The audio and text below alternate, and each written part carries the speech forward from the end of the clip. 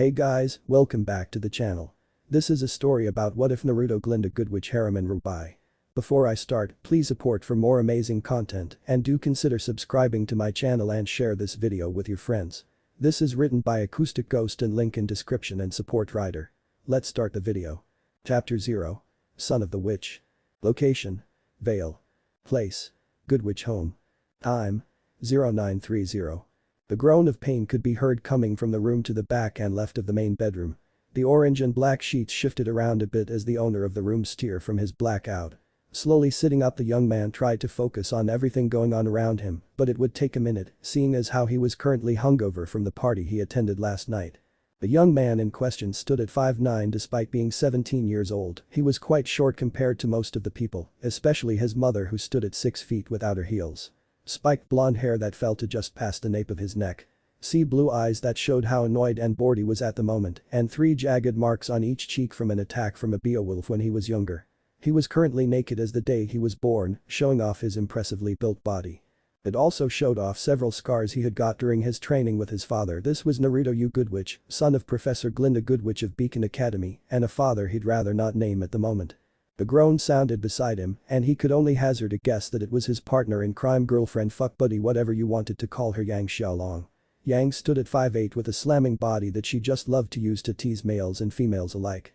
Even her past boyfriends and girlfriends couldn't deny that. Large D-cup breasts, a slender waist and long legs ensured that people remembered her. Her long blonde hair becomes lighter in color at the tips and flows in a loose and messy manner, with a few locks sticking out and a small cowlick on top of her head. She has a pale complexion and lilac eyes. Currently her eyes were closed in pain. This young woman was Yang Xiaolong, one of the sexiest people Naruto had ever come to know, if you didn't count Naruto's ex-girlfriend Coco. Naruto reached out and gave the blonde girl's ass a slap, jolting her from her sleep. She looked around before glaring at her boyfriend.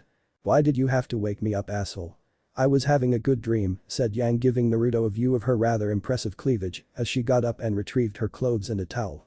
"Because if you don't hurry your very sexy ass up, your dad is going to kill me and Ruby is going to be mad at us. Don't forget we did promise to hang out with her today before we left to the club last night," said Naruto, smirking. Yang glared at him playfully before swinging her hips as she made her way to his bathroom to shower and change. Naruto followed after her, all the time admiring her ass.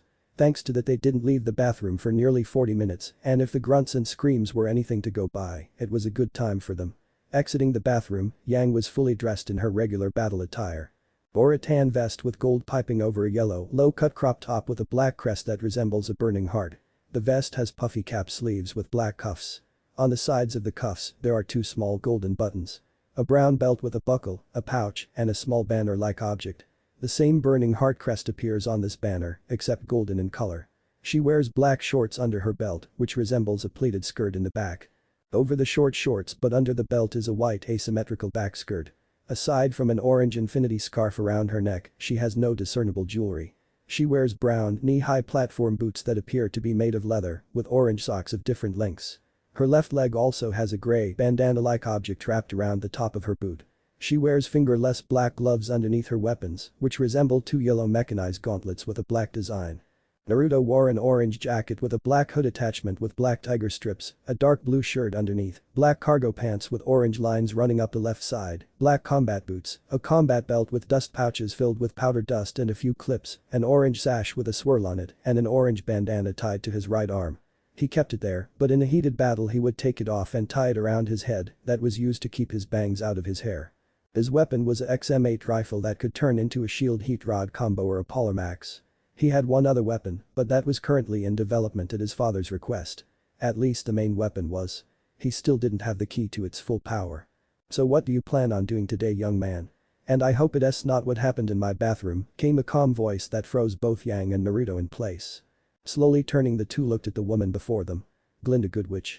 Current Y, the strongest female huntsman in all of Vale Land, ranked number 3 in the entire kingdom. Glynda was sitting at the table sipping on coffee. Glynda Goodwitch was 37 years young, never call a woman old, and stood at 6'5", with the heels, taller than most men, with legs that went for miles, narrow hips, and a large chest. Maybe D-cup. Her hair was light blonde tied back in a bun with a curl hanging off the right side. Her eyes were bright green and sharp while being hidden behind a pair of rectangular glasses. She wore white long-sleeved shirt that exposed part of her chest with puffy sleeves but tightened up around her wrists, a black skirt that went to just under her breasts and right above her knees with 4 buttons that lined up perfectly, black-brown stockings. A black cape with purple lining and a crown on the back, and black-heeled boots. Her weapon was a black rising crop that allowed her to focus her aura and semblance into the weapon. "Hey Miss Glynda," said Yang, quite nervous at the moment seeing as she was banging her future teacher's son. "Hello Yang. Tell me, did you two at least use protection?" asked Glynda, hoping so, as she didn't want to be a grandmother just yet. Yang blushed while Naruto looked away. Normally Naruto and Yang didn't use any form of protection. Yang liked riding bareback and Naruto loved cooming inside of Yang. It was something they talked about often, the what if Yang got pregnant. Both enjoyed the benefits of not being tied down with a kid and neither of them were cut out for regular work. If it came down to it, Naruto had investments with several companies thanks to his dad. Money he didn't want but money he would use if he had to. "Mom?" growled Naruto. Glynda sighed. "What am I to do with you?" asked Glynda. "How about not hovering over me? I'll be attending Beacon in a week's time," said Naruto. "True, you will be attending school. Just don't think you'll get any special treatment because you're my son," said Glynda. Naruto and Yang both smirked. "Wouldn't dream of it, Mom," said Naruto. Location: Schnee Manor. Place: Jacques Schnee's office. Time: 1700. 2 figures stood inside of the office. Jacques Schnee Gale, president of the Schnee Dust Company. Jacques has gray-white hair and a pale complexion.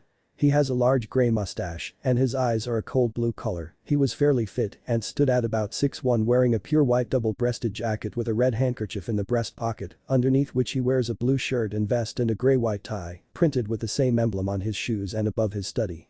He has a silver-colored ring on his right hand.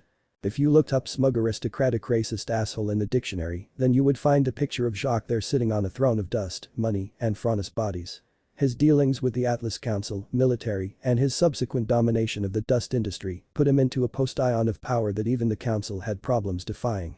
In front of him was his middle child and youngest daughter Weiss Schnee. Weiss is 17-year-old beautiful young woman that stood at 5'2" with a petty body frame and B-cup breasts, with legs for miles, ice pale skin, pale blue eyes and long white hair, pulled back into an off-center bun tail and pinned with an icicle-shaped tiara. A crooked scar runs vertically down her left eye. Wearing a thigh-length strapless combat skirt with a faint color gradation from white to pale blue at the hem. A small piece of black lace sits in the front of her neckline and the hem of the dress is scalloped and stitched to resemble snowflakes with layers of white tulle under the skirt. Over this she wears a bell-sleeved bolero with the same color gradation as her dress from shoulder to wrist, lined in red and with a ruffled collar, a small apple pendant on a silver chain and thin, rectangular silver earrings. Her boots are white, wedged-heeled and higher at the back than the front. They have a small silver decoration across the top of the foot and are lined in red. A thin white sash is tied around her waist with a pouch attached to the back. While she normally acted out the Ice Queen persona, she was honestly a scared, confused little girl on the inside. A lifetime under a man who always got his way tended to do such a thing. "You wanted to see me, father?" asked Weiss with her hands clasped before. Jacques smiled a smile that didn't reach his eyes. "I did, Weiss. I remember that you are going to Beacon in the next week. While you are there I need you to touch base with your fiancé, James' son." "What was his name again?" said Jacques. Weiss sucked in a breath. "Naruto is going to be there?" asked Weiss as her heart raced. The SDC president slapped his knee as if he just had a joke. "That was his name. From what my sources tell me he will be attending the current class there. I want you to go and make yourself available to him. The company and military are currently in the middle of renegotiating a contract and this would help if I had a mouth to James' ear," said Jacques. Weiss blushed, understanding the meaning behind her father's words all too well. She bowed her head to him. It wasn't the first time he used women as bargaining chips. "Of course, father. If you'll excuse me. I must pack my things," said Yang. "Oh, one more thing before you go, Weiss," said Jacques, reaching into his desk and producing a box that was about 16 inches long. "James asked that that be delivered to his son. Don't bother trying to open it as it is aura." Look to James' son's aura. "I will do as you ask, father," said Weiss, taking the box and leaving the room. Location: Atlas. Place: Atlas Military Base. Time: same as Weiss. James Ironwood would never admit he feared anything. Especially with Specialist Commander Winter Schnee by his side, but the girl before gave him cause for concern. As beautiful as she was just as dangerous. An experiment of a defunct and Rouge organization cult. She was a child with such a dark past that James knew that she was broken. Jacqueline Nodder, Jack as she liked to be called, was short for 18 years old and stood at 5'4" with C-cup breasts, dark brown eyes that were narrowed with a hidden fury, with a body that screamed touch me and die. Even though she looked like sex was something she gladly did for fun, her hair, while long and often pulled into a ponytail, was shaven on the sides, revealing the tattoo there. Wearing a studded half jacket over a white top that reveals her midriff and a lot of cleavage and numerous tattoos, black, gray, and dark gray cargo pants with part of the sides missing, and the only thing keeping them up a black belt, black calf-high combat boots, and finally attached to her hips was a pistol and a submachine gun that could fuse into a shotgun. She didn't really carry a close-range weapon thanks to her semblance. 1. "You wanted to see me, Ironwood?" asked Jack. "That's general to you, Miss Nod," said Winter in annoyance at the girl. Jack glared at Winter. "Tell the frozen backup bitch to keep her mouth shut. I'm here for our deal, Ironwood," said Jack. Winter glared at Jack but remained silent. The girl was powerful and Winter wanted to avoid an unnecessary battle if possible. Jack had demolished an entire battalion of Atlas mechs with just her semblance. She was not someone you wanted to fight 101. "Winter is my advisor, Jack. We've been over this before. Now I have a mission for you.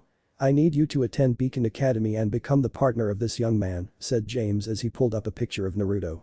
"Aside from a hot piece of ass, Blondie doesn't look special at all," said Jack. "That is Naruto, you good witch.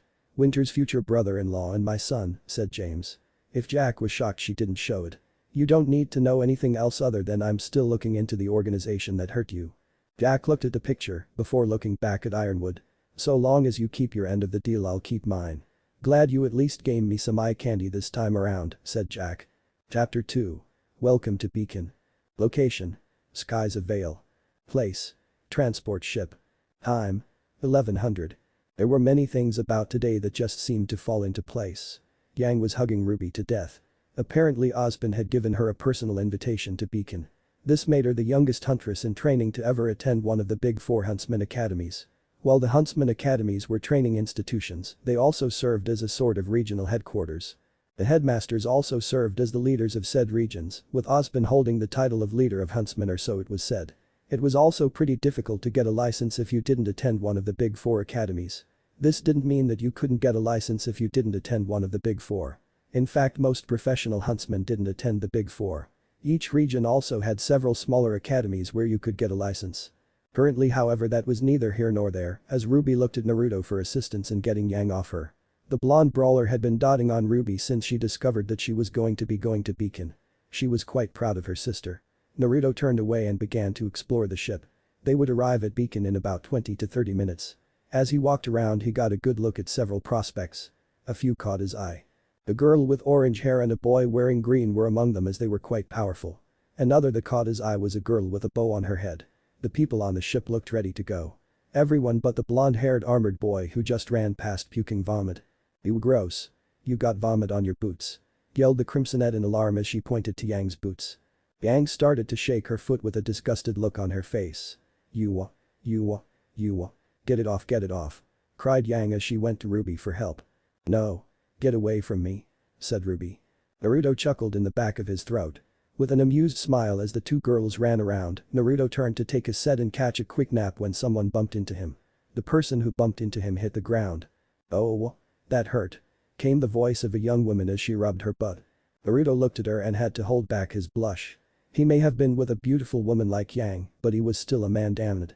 That and Yang often joked that Naruto was attracted to big-breasted women thanks to his mom. The woman before him was quite beautiful.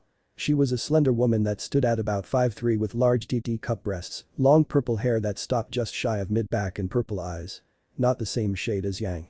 She usually wore a revealing sleeveless lilac cheongsam that was the same color as Yang's eyes, with a slit up the right side of her body that stopped at her hip, and a diamond cut showing the cleavage between her breasts with black trimming, and small black diamond pattern around the edge of her dress, with detached lilac arm sleeves, white thigh-high silk stockings and white boots. Undersided rectangular framed glasses sat on her face. Attached to her back was what Naruto could only guess was a massive pair of double-sided straight-edge scissors. On either side of it was a picture of a cute panda. 1. "Are you alright, miss?" asked Naruto, helping her to her feet. "Yes. Thank you, sir," said the woman, bowing. Naruto looked her over. "So I take it you're from Mistral." "I'm Naruto." "Naruto, you good witch," said Naruto, extending his hand. The girl smiled, such a kind and warm smile. She reached out and gripped his hand with steely lithe hands. "My name is Shiel." "Shiel Fei Ling," said the girl. Naruto narrowed his eyes in thought. Fei Ling. Why did that name sound so familiar to him? It was on the tip of his tongue. He shrugged his shoulders. It would come to him eventually. Naruto was brought out of his thoughts as Yang called out to him. "Sorry, Shiel-chan. My girlfriend is calling me. I have to go. It's nice meeting you, Shiel. I hope to see you again soon," said Naruto, waving to Shiel as he ran to join his girlfriend and her sister. Shiel removed her glasses. "Naruto Goodwitch," said Shiel, wiping her glasses as she smiled. Location: Beacon Academy. Place: courtyard. Time: 11:30. They had got off the transport and stood around talking for a minute before Naruto and Yang cut and run on Ruby, leaving her alone. The problem, however, was that Naruto got lost. He had never been to Beacon despite his mother being the deputy headmistress and head of disciple. Naruto walked around with his hands in his pocket. "Let's see if I can find the auditorium," said Naruto. Naruto felt a hand go into his back before a feeling of pure killing intent worked its way into his body. Naruto turned around and grabbed going for his utility knife that he kept on his combat belt, only to discover his attacker standing there with a smile on his face. A petite framed boy that was about 5'2" with azure eyes. His blue hair goes past his shoulders, that was currently in a pair of pigtails that seemed to blind into his hair. Wearing a long-sleeve white shirt with the sleeves rolled up, navy blue button-up vest, black tie, gray pants, and black shoes. Were it not for his choice of clothes, Naruto would have mistaken him for a girl, and even then it was up in the air. Attached to his combat belt was a pair of pistols with blades attached to them. 2. How the hell did he get behind me? Thought Naruto, sheathing his knife. Naruto's semblance allowed him to sense negative emotions. This allowed him to detect most opponents and even predict their movements to a certain degree. For anyone with the levels of bloodlust this kid had to sneak up on him was amazing.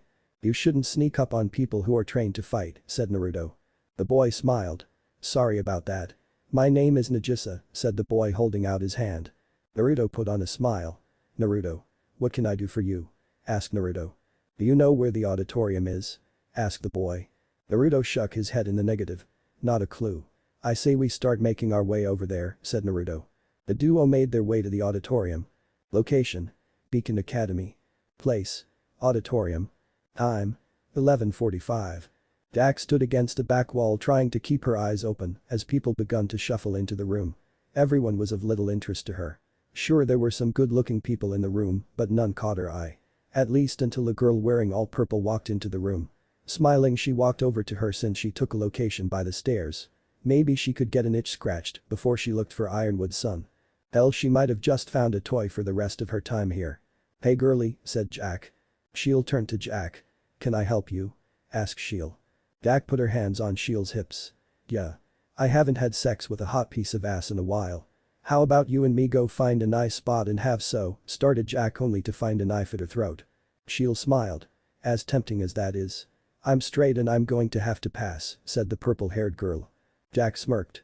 "That's cool, babe, but remember this: if you pull a blade on someone you'd better ghost them or they'll ghost you," said Jack, holding a dark blue glowing hand close to Shiel's tight little belly. The two girls backed away from each other. One smiling and the other smirking before turning away from each other. Unknowingly, this allowed the wheels of fate to turn in the most unexpected way. Chapter 3. Sleeping Arrangements. Location: Beacon Academy. Place: gym. Time: 1700. Weiss bit her bottom lip in nervousness. Normally Weiss wouldn't be this nervous. However, she saw her fiancé currently bench pressing about 300 pounds, with that blonde-haired hoodlum spotting him, along with that child cheering him on as he lifted the weight for the 17th time. His muscles rippling as he lifted the weight.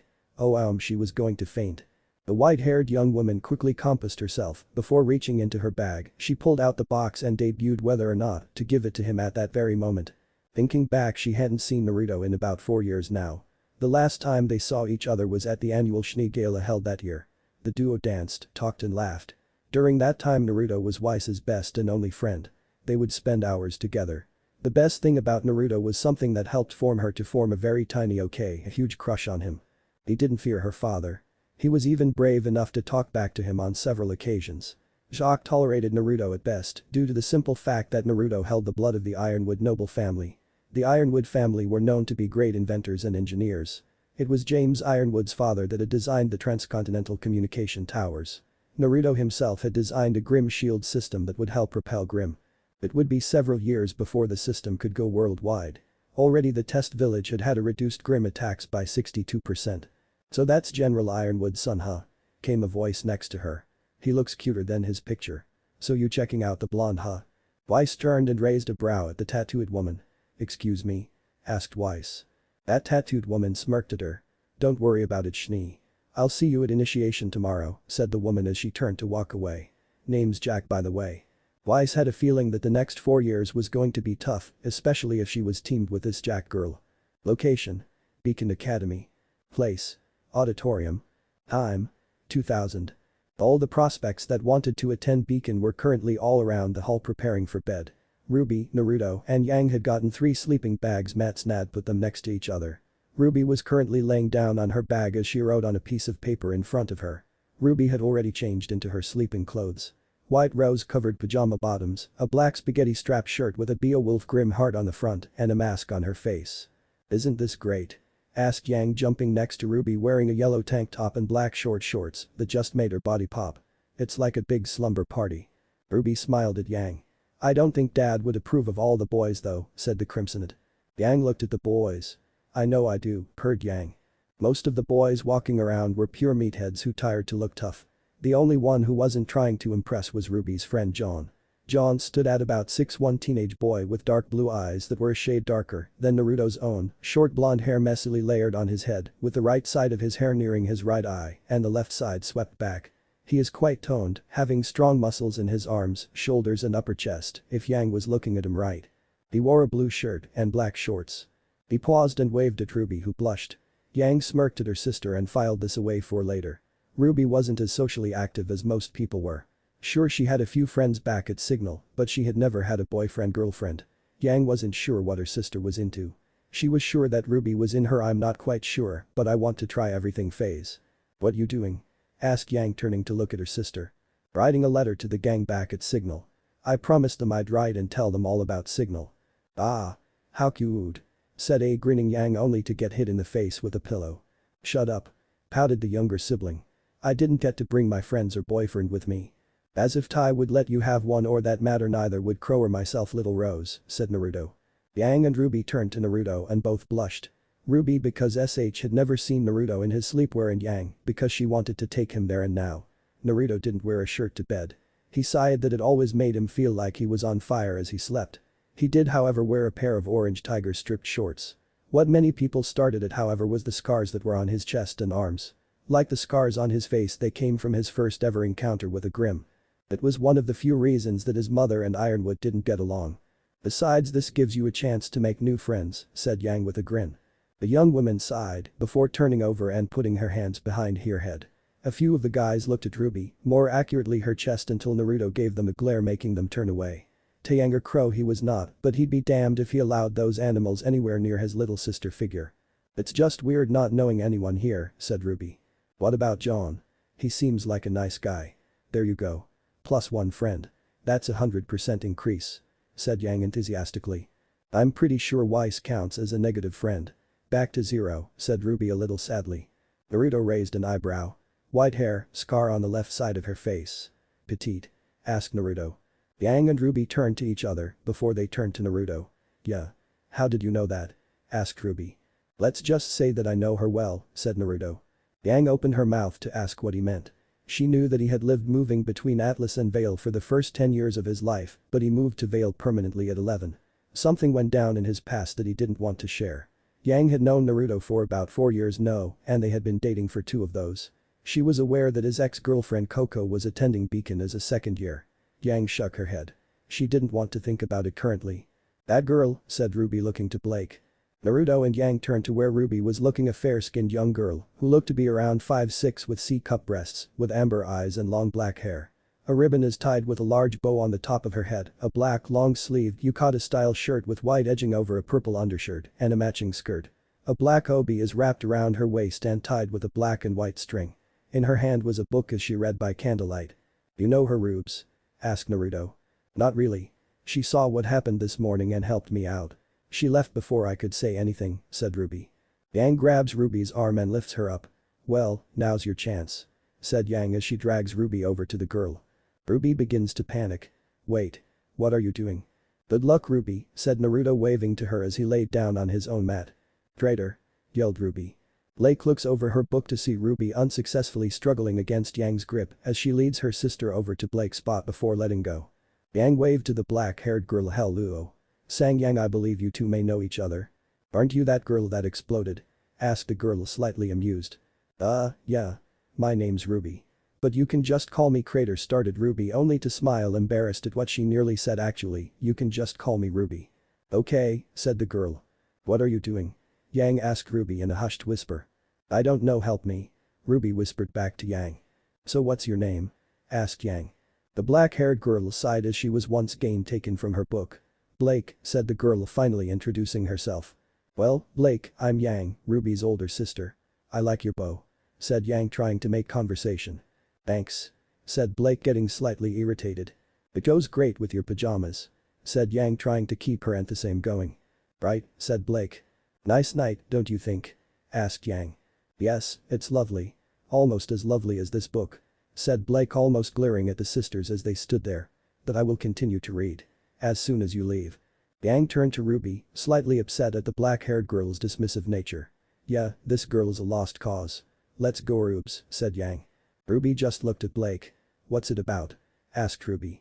"Huh?" questioned a surprised Blake. Stunned that such a young girl would ask her such a question, it was rather surprising. "Your book? Does it have a name?" asked the Crimsonite. "Well, it's about a man with two souls, each fighting for control over his body," said Blake, glad that she could share this with someone else. She rarely got to interact with other people, let alone ones who shared her interest. "Oh, yeah, that's real lovely," said Yang, shaking her head. "I love books. Yang used to read to me every night before bed. Stories of heroes and monsters, they're one of the reasons I want to be a huntress," said Ruby. Yang looked at Ruby with a bit of shock. That had been years ago. She had forgotten all about it. She started reading to Ruby shortly after their mother died. She was probably about 2 to 3 years old at the time. Yang teared up slightly as her sister remembered that small gesture. It reminded her that she wasn't just Ruby's sister. She was Ruby's primary caretaker. Almost her mother. "And why is that? Hoping you'll live happily ever after?" asked Blake with a smile. Ruby smiled back at Blake. "Well, I'm hoping we all will. As a girl, I wanted to be just like those heroes in the books, someone who fought for what was right and protected people who couldn't protect themselves."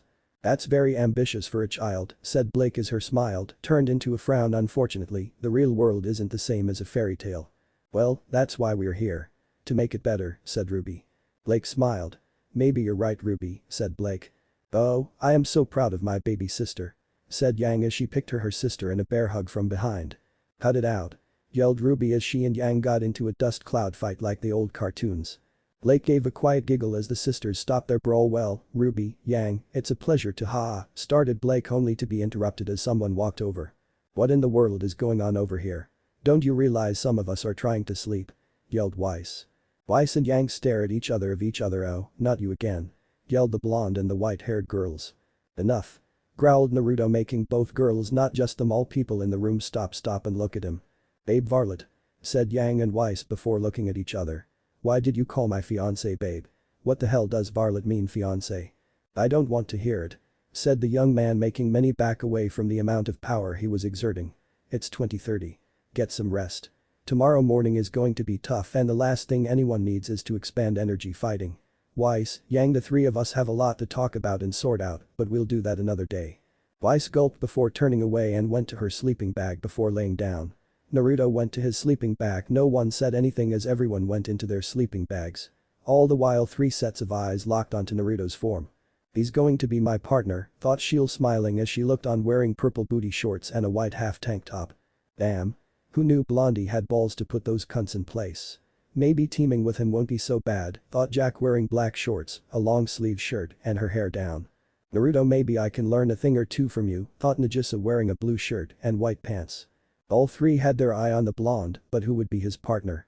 Chapter 4. Into the Forest. Location: Beacon Academy. Place: Auditorium. Time 0730. Nagisa woke and yawned as he looked around. Already he could see that a few people were up and preparing for the test. Nagisa smiled as he made his way to the lockers to get dressed and grab his weapons. As he walked, he withdrew into himself. Many people looked at the boy but ignored him, thinking that he wouldn't make the cut. That was far from the case. Nagisa knew for a while now that he was a natural-born killer. Not just of Grimm, but men as well. Shaking his head, Nagisa distended himself from his thoughts as he grabbed his twin gun blades. Closing his locker, he turned and ran into a pair of large breasts. Flying his arms, he pulled himself out of the pair of jugs and quickly backed away from the purple-haired woman he ran into. "I'm sorry," said the blue-haired boy. Sheil smiled at Nagisa, making him blush. She had a really pretty smile. "Don't worry about it. You're the second boy to run into me in as many days. Although last time I fell on my butt," said the glasses-wearing girl. "I'm Nagisa." "Shido Nagisa," said the blue-haired boy. "I'm Sheil." Sheil failing. "It was nice meeting you, Nagisa," said Sheil, making Nagisa look at her in surprise. "I hope to see you again soon." "Likewise," said Nagisa. Not too far away, Naruto stood in front of his locker with Yang not far away talking with Ruby. Ever since they woke up, Yang had been slightly afraid to speak with Naruto. While Naruto would never willingly hurt her or anyone who he cared for, his wrath was quite impressive. Sure, Yang and Naruto had gotten into fights before, but nothing that couldn't be solved with a talk. Weiss walked up to Naruto with her eyes down. "Verlet, I ask that you forgive me for the way I acted yesterday," said Weiss. Naruto rubbed the back of his head. "Raise your eyes, Weiss. Yesterday was just a pain. We both have too much to do today, so we'll talk after initiation," said Naruto. Weiss nodded. "Oh, that reminds me. Father asked me to give this to you.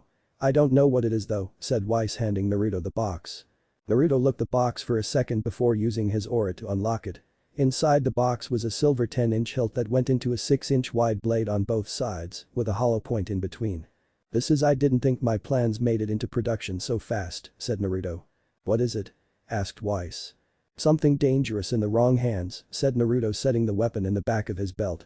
"Excuse me, Weiss, I have to go and do something before we head to the cliffs." Naruto walked off with Weiss looking at his back. They had 20 minutes before they had to go to the cliffs.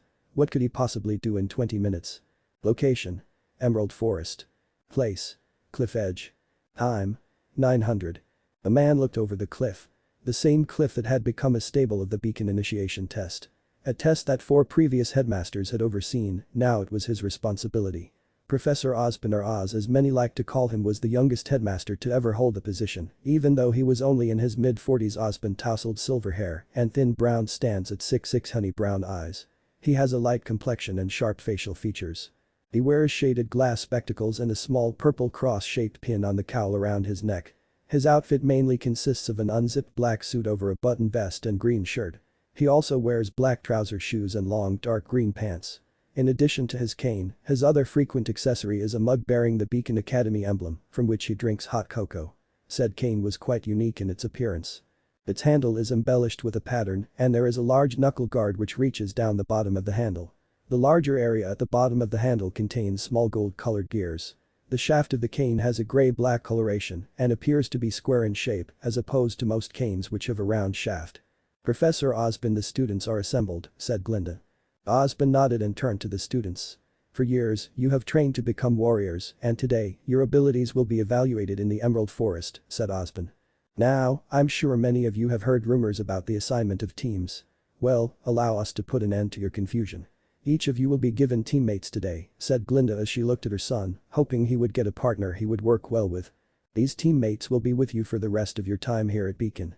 So it is in your best interest to be paired with someone with whom you can work being said. The first person you make eye contact with after landing will be your partner for the next 4 years," said Ozpin, sipping on his cocoa. Everyone insistently felt a chill run up their spine. If they got a partner that they couldn't get along with, then the next 4 years would be pure hell. Atlas paired their students ability-wise, Haven personality-wise, and Shade allowed teams to form naturally. Beacon was unique to say the least. 6 people all turned their heads to Naruto, all hoping to be his partner for different reasons. "After you've partnered up, make your way to the northern end of the forest. You will meet opposition along the way. Do not hesitate to destroy everything in your path or you will die," said Ozpin, letting the very real notion that they could die sink in. "You will be monitored and graded through the duration of your initiation, but our instructors will not intervene. You will find an abandoned temple at the end of the path containing several relics. Each pair must choose one and return to the top of the cliff. We will regard that item, as well as your standing, and grade you appropriately. Are there any questions?" Everyone but Ruby's new friend got prepared as he raised his hand. Sir? I've got a question. So, this landing strategy thing, what is it? You're, like, dropping us off or something?" asked John nervously. "No. You will be falling," said Ozpin.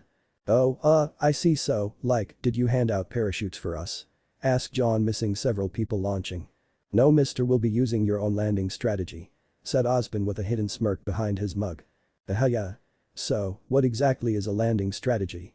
Yelled John as he was launched into her air. Naruto shook his head before smiling and waving at Glynda. See you in class, mom, said Naruto as he was shot into the sky. Glynda shook her head. That boy of mine.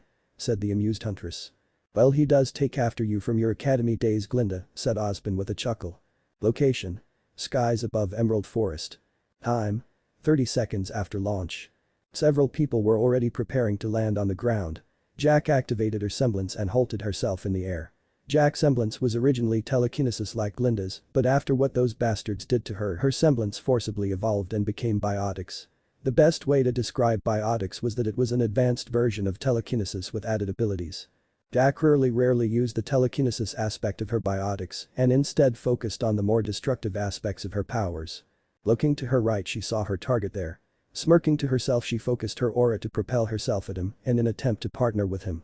Landing in the forest, she jumped backwards as an Ursa clawed at her head. Focusing her biotics, she lashed out with a ground shockwave that sent the Ursa flying into the air. Pulling both her pistols, she aimed at the recovering Ursa, only to have to roll out of the way of a second charging Ursa. Grinding her teeth, she quickly became annoyed at the two Ursa. Clicking buttons of the side of her guns, she brought them together, forming a shotgun. The first Ursa began to change, but was unprepared for a short figure to land before it and clap his hands together, stunning it. The figure quickly drew both his gun blades and cut his head off with an axe slash. The second Ursa roared in anger before charging at the short figure. Jack cursed as she raised her hand and used lift to make the Ursa float in the air. A faint blue glow could be seen as the Ursa struggled to break free. The figure turned and jumped onto the Ursa before putting 2 bullets into its head. Jack dropped the Ursa as the figure rolled off of it and onto the ground before her. Jack looked eyes with the girliest boy she had ever seen in her life. Sighing, she broke her shotgun back in two before helping the shorter teen to his feet. Name's Jack. Slow me down and I'll kill you, said Jack. The boy smiled before vanishing and appearing behind Jack and putting his gun to her neck. Jack began to sweat as she only felt his killing intent when he touched her. My name is Nagisa. I hope you can kill me one day, partner, said Nagisa, letting Jack go. The tattooed woman smirked. I think I'm going to like you, girly man, said Jack. Location. Emerald Forest. Place. East Clearing. Time. Same as Jack and Nagisa. She'll swing her blade, decapitating a Bordisk with ease, the shine of the sun tinting her glasses with light, hiding her enjoyment of the kill. She'll by birth was said to have a screw loose, even by her mother and sensei's admission. Brilliant, yes, but something was wrong with her. This loose screw led to her mother teaching her combat skills. Skills that she took to like a fish in water. Later it was determined that the loose screw was just her latent talent for fighting. All I did was ask you where Mr. Naruto was, said Shield. Didn't have to kill him so harshly, said Naruto, walking out of the brush. Shield smiled before sheathing her massive scissors. It's not my fault, Mr. Naruto. He attacked me, said Shield. Naruto chuckled at Shield as they began to make their way to the ruins. As they walked, Naruto used his negative sensing ability to determine where the Grim were and hide from them. No need to waste energy, right? Halfway to the ruins, Naruto pushed Shield out of the way as something burst from the ground and roared at them. It was about 20 feet in length, 6 long legs, 2 massive claws, and serrated mandibles. What the hell is a digger doing here? Yelled Naruto, pulling out his gun and opening fire. He must have been illegally transported from Vacuo as sport. Yelled Shield, taking to the trees. Diggers were native to the sands of Vacuo. They could move though dirt like fish did water and were ambush predators that did in their fair share of civilians and huntsmen alike. Rarely if ever would you find one outside of its native lands, but if you did, then be prepared for a fight. When Grim changed locations, they seemed to evolve to better fit that environment. While Grim couldn't feel things like hot or cold, they could still die if their internal regulators didn't keep them in check. This one had shed its back armor plating, but in turn gained heavy plating on its front and sides, as well as its head. Naruto shifted his weapon to shield heat rod mode and throw out the head rod, wrapping it around the left claw. The digger looked unpressed as it kicked up dirt, getting it in Naruto's eyes. Naruto yelled as he fell back, blinded by the digger. Shield saw her partner in danger and jumped out the tree, blocking a claw strike from the create. Gritting her teeth, Shield used all her strength to push the Grim back before grabbing Naruto and running away. Shield looked at Naruto as he rubbed his eyes. Are you alright? Asked Shield. I'm fine, said Naruto as Shield allowed Naruto to run on his own, missing that Naruto's eyes went from blue to purple. Location. Emerald Forest. Place ruins. Time. 30 minutes later. Jack and Nagisa arrived at the ruins. The only trouble they had encountered was a pack of beetles that were easily dealt with, as well as some dumbass who set the forest on fire. Other than that, everything was perfect. Walking up, they could already see that a few pieces were missing from the stands. There were 20 standings, each with a single piece. A few were missing, however. "Looks like we made it just in time, Jack," said Nagisa. Jack nodded as she spotted the relics. All the relics were just regular chess pieces or pairs of regular pieces. She picked up one of the white queens and pocketed. "Looks like we're not the first ones here," came a voice to their left. Jack and Nagisa drew their weapons and aimed them at a pair of people. "Relax, we come in peace," said the blonde. The same one that was with Naruto. "Who are you two?" asked Jack, putting away her gun but keeping her guard up. "I'm Yang," said Yang. "And I'm Blake," said the Blake-haired girl. "So these are the relics, huh?" said Yang, examining them. "I guess. Just pick one so we can go," said Blake. Yang smiled as she picked up the white knight. "How about a cute little pony?" Blake smiled and was about to retaunt when they thought that they heard a girl scream. "Some girl's in trouble," yelled Yang. Yang," started Blake, tugging on her partner's sleeve. "Banzai," yelled Ruby, falling towards them only for John to slam into Ruby, and they both landed in a tree. "Hey John, how's it going?" said Ruby, shaking her head. "Hey Ruby, just hanging around," said John. "Did your sister just fall out of the sky?" asked Blake. Yang turned to answer but stopped as an Ursa burst into the clearing. As they prepared to fight it, it fell over, but the strange thing was that a girl was on its back. The girl in question was short. Probably about 5, even with a frame that showed she had a lot of muscle and C-cup breasts, short orange hair and turquoise eyes. Her clothing is a mix and match of some sort, with different colors and themes. She wears a collared black vest that ends at her waist. Her signature emblem, a hammer with a lightning bolt, can be found on the back. Under the vest are 2 layers of clothing, colored red and light blue respectively. Wears a white sleeveless top that forms a tiny heart shape between her cleavage and collarbone, with a white detached sleeve on each arm. She wears matching fingerless gloves on each hand. She sports a pink skirt that starts at the waist and ends mid-thigh. Her shoes are a mix of pink and white with pink laces, displaying her emblem on their soles. She also wears armor that begins in the middle of the shoulder and neck and ends by the waist. Her weapon appeared to be a grenade launcher. "Oh, it's broken," said the orange-haired girl. Another figure, her partner, most likely ran out the forest panting and out of breath. As a male teenager with long black hair tied into a ponytail that ends midway down his back. There is a magenta streak on the left side of his hair. His eyes match the streak in his hair, wearing a dark green, diagonally buttoned, long-sleeved tailcoat that is red on the inside, with black and gold trimming and pink cuffs. The trimming goes down the right side of his torso and forms a black collar, a black long-sleeved shirt beneath the suit, and light tan pants with black shoes. "Nora," panted the man. "Don't ever do that again." The male looked up and nothing but an outline of the girl. Before looking to the relics and saw his partner there. "Ooh-oh," said Nora before picking up the white rook and doing a small dance. "I'm queen of the castle, I'm queen of the castle." "Nora," yelled the green-clad boy. "Humming Wren," yelled Nora. "Did that girl just ride in on an Ursa?" asked Blake. Yang was about to retaunt but was once again cut off as a girl ran into the clearing with a death stalker on her tail. She was quite tall compared to most females, standing at about 6'0" with large D-cup breasts that seemed to fit her body frame well. Her red hair in a waist-length ponytail curled slightly into a loose ringlet. She wore light green eyeshadow around the far upper corners of her green eyes. Her top consisted of 2 layers. The top layer was a light brown, strapless top split divided vertically with some bronze patterns. It was quite stiff, maintaining its shape without support. It also had riveting or small, round embroidery on the sides, indicating heavy stitching. The bottom layer was a low bronze V-neck. Puru wore an elastic black A-line miniskirt and brown upper-length gloves on both arms. She wore a red ankle-length sash that wrapped around her skirt, a small circular bronze plate by her right hip opposite 2 pouches, with both connected to a belt. The plate bore her shield and spur emblem. Underneath her hair, she always wore a brown circlet adorned with a pair of small green teardrop-shaped emeralds on thin chains. She also sported a large bronze gorget around her neck and a bronze bracelet on the upper half of her left arm. Elaborate bronze greaves that started below her mid-thigh before continuing downwards into her boots, as well as a pair of cuisses that began mid-thigh and ended slightly above her knees, a bronze bracer capable of connecting with a KOU acute 01 atop the sleeve on her left arm. Her high-heeled boots were brown with bronze trim, matching her skirt and sleeves, and reaching up to mid-calf. "John!" yelled the red-haired girl. "Hurrah!" yelled John in the tree. Ruby jumped out of the tree and ran towards Yang. "Yang!" yelled Ruby.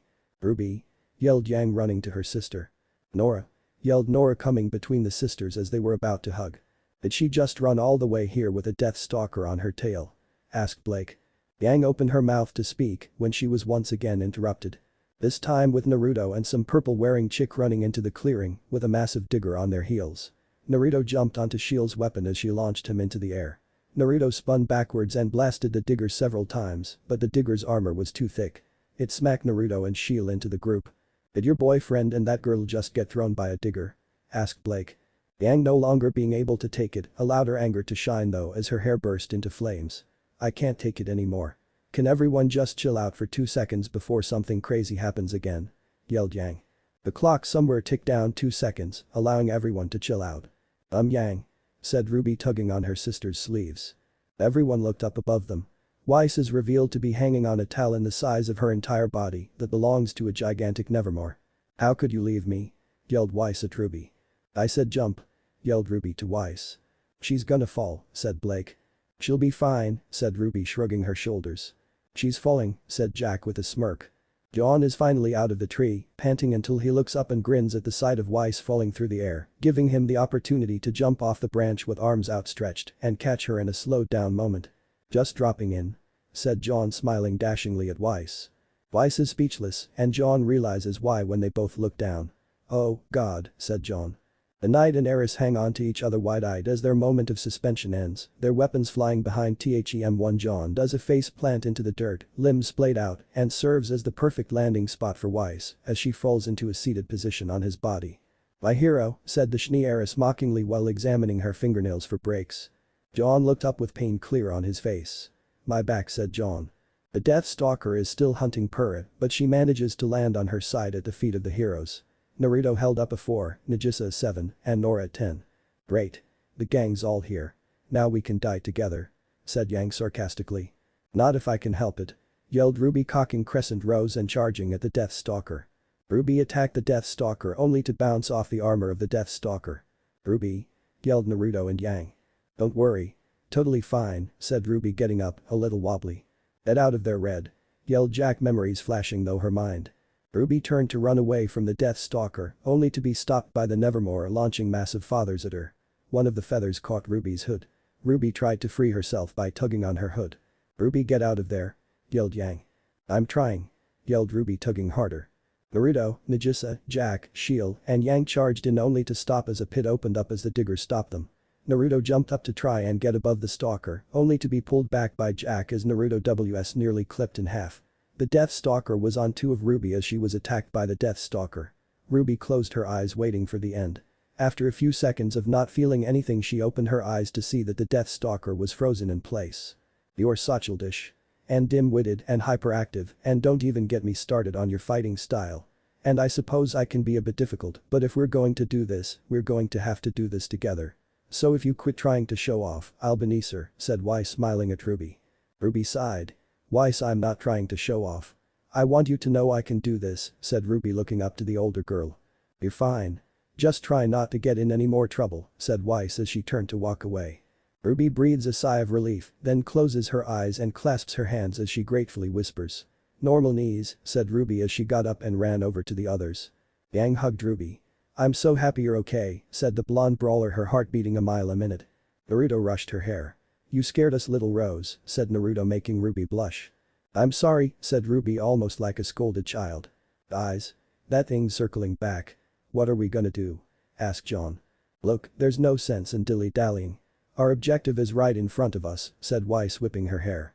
Ruby turned to those gathered before her. She's right. Our mission is to grab an artifact and make it back to the cliffs. There's no point in fighting these things, said Ruby. Running live.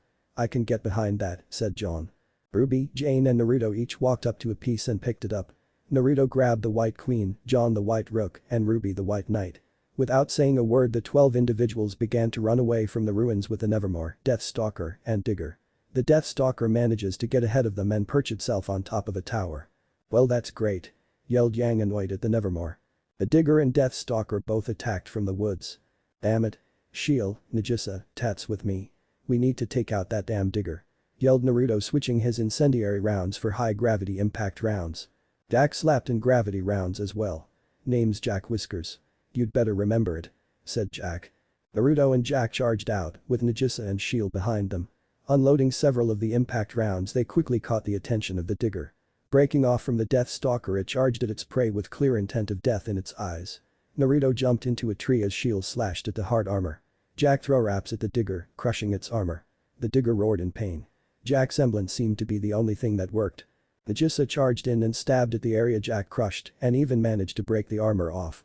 The digger quickly went into the ground to get an edge on the group. The group jumped back into the trees to get an advantage on the digger. "Our weapons aren't working," yelled Nagisa. "I'm aware of that," yelled Naruto. "What do we do?" asked Shield. "Tuck our heads and kiss our asses goodbye," said Jack sarcastically. "Not true. How much can you lift, Jack?" asked Naruto. Jack looked at Naruto. "I can lift about 6 tons. I can only hold it for about a minute though," said Jack. Naruto smirked before turning his shield head rod combo back into its rifle form before reaching into his back and pulling out his dagger-like weapon. "Then listen very carefully, we only get one shot at this," said Naruto. Naruto quickly gave the plan to his team before jumping out of the tree. The digger didn't wait a minute before it jumped out the ground at Naruto. Naruto flipped backwards as Nagisa, who was right behind Naruto, jumped and cut into the claw that was weak. The digger, now enraged at the boy, brought its claw to attack, only for Shield to open the blade of her weapon and cut through the armor. Now off-balance, Jack came in and lifted the thing into the air while crushing what armor she could won. "Naruto now," yelled Jack as she began to sweat bullets. "Right," yelled Naruto, throwing his weapon to the ground. Grabbing the hilt, he pressed a button as a beam shot out of it. The beam was green in color, about 28 inches long with a wide base. Naruto put both hands on the weapon before he jumped into the air and came down, slashing clean though the grim in one slash. Naruto spun around and did 2 more X cuts on the grim before his blade vanished and Jack allowed it to fall to the ground, dead and dissolving. Naruto and Jack both fell to the ground, panting and sweating. 2. "I'm going to kill Jacques and Ironwood," thought Naruto as he felt how low his aura.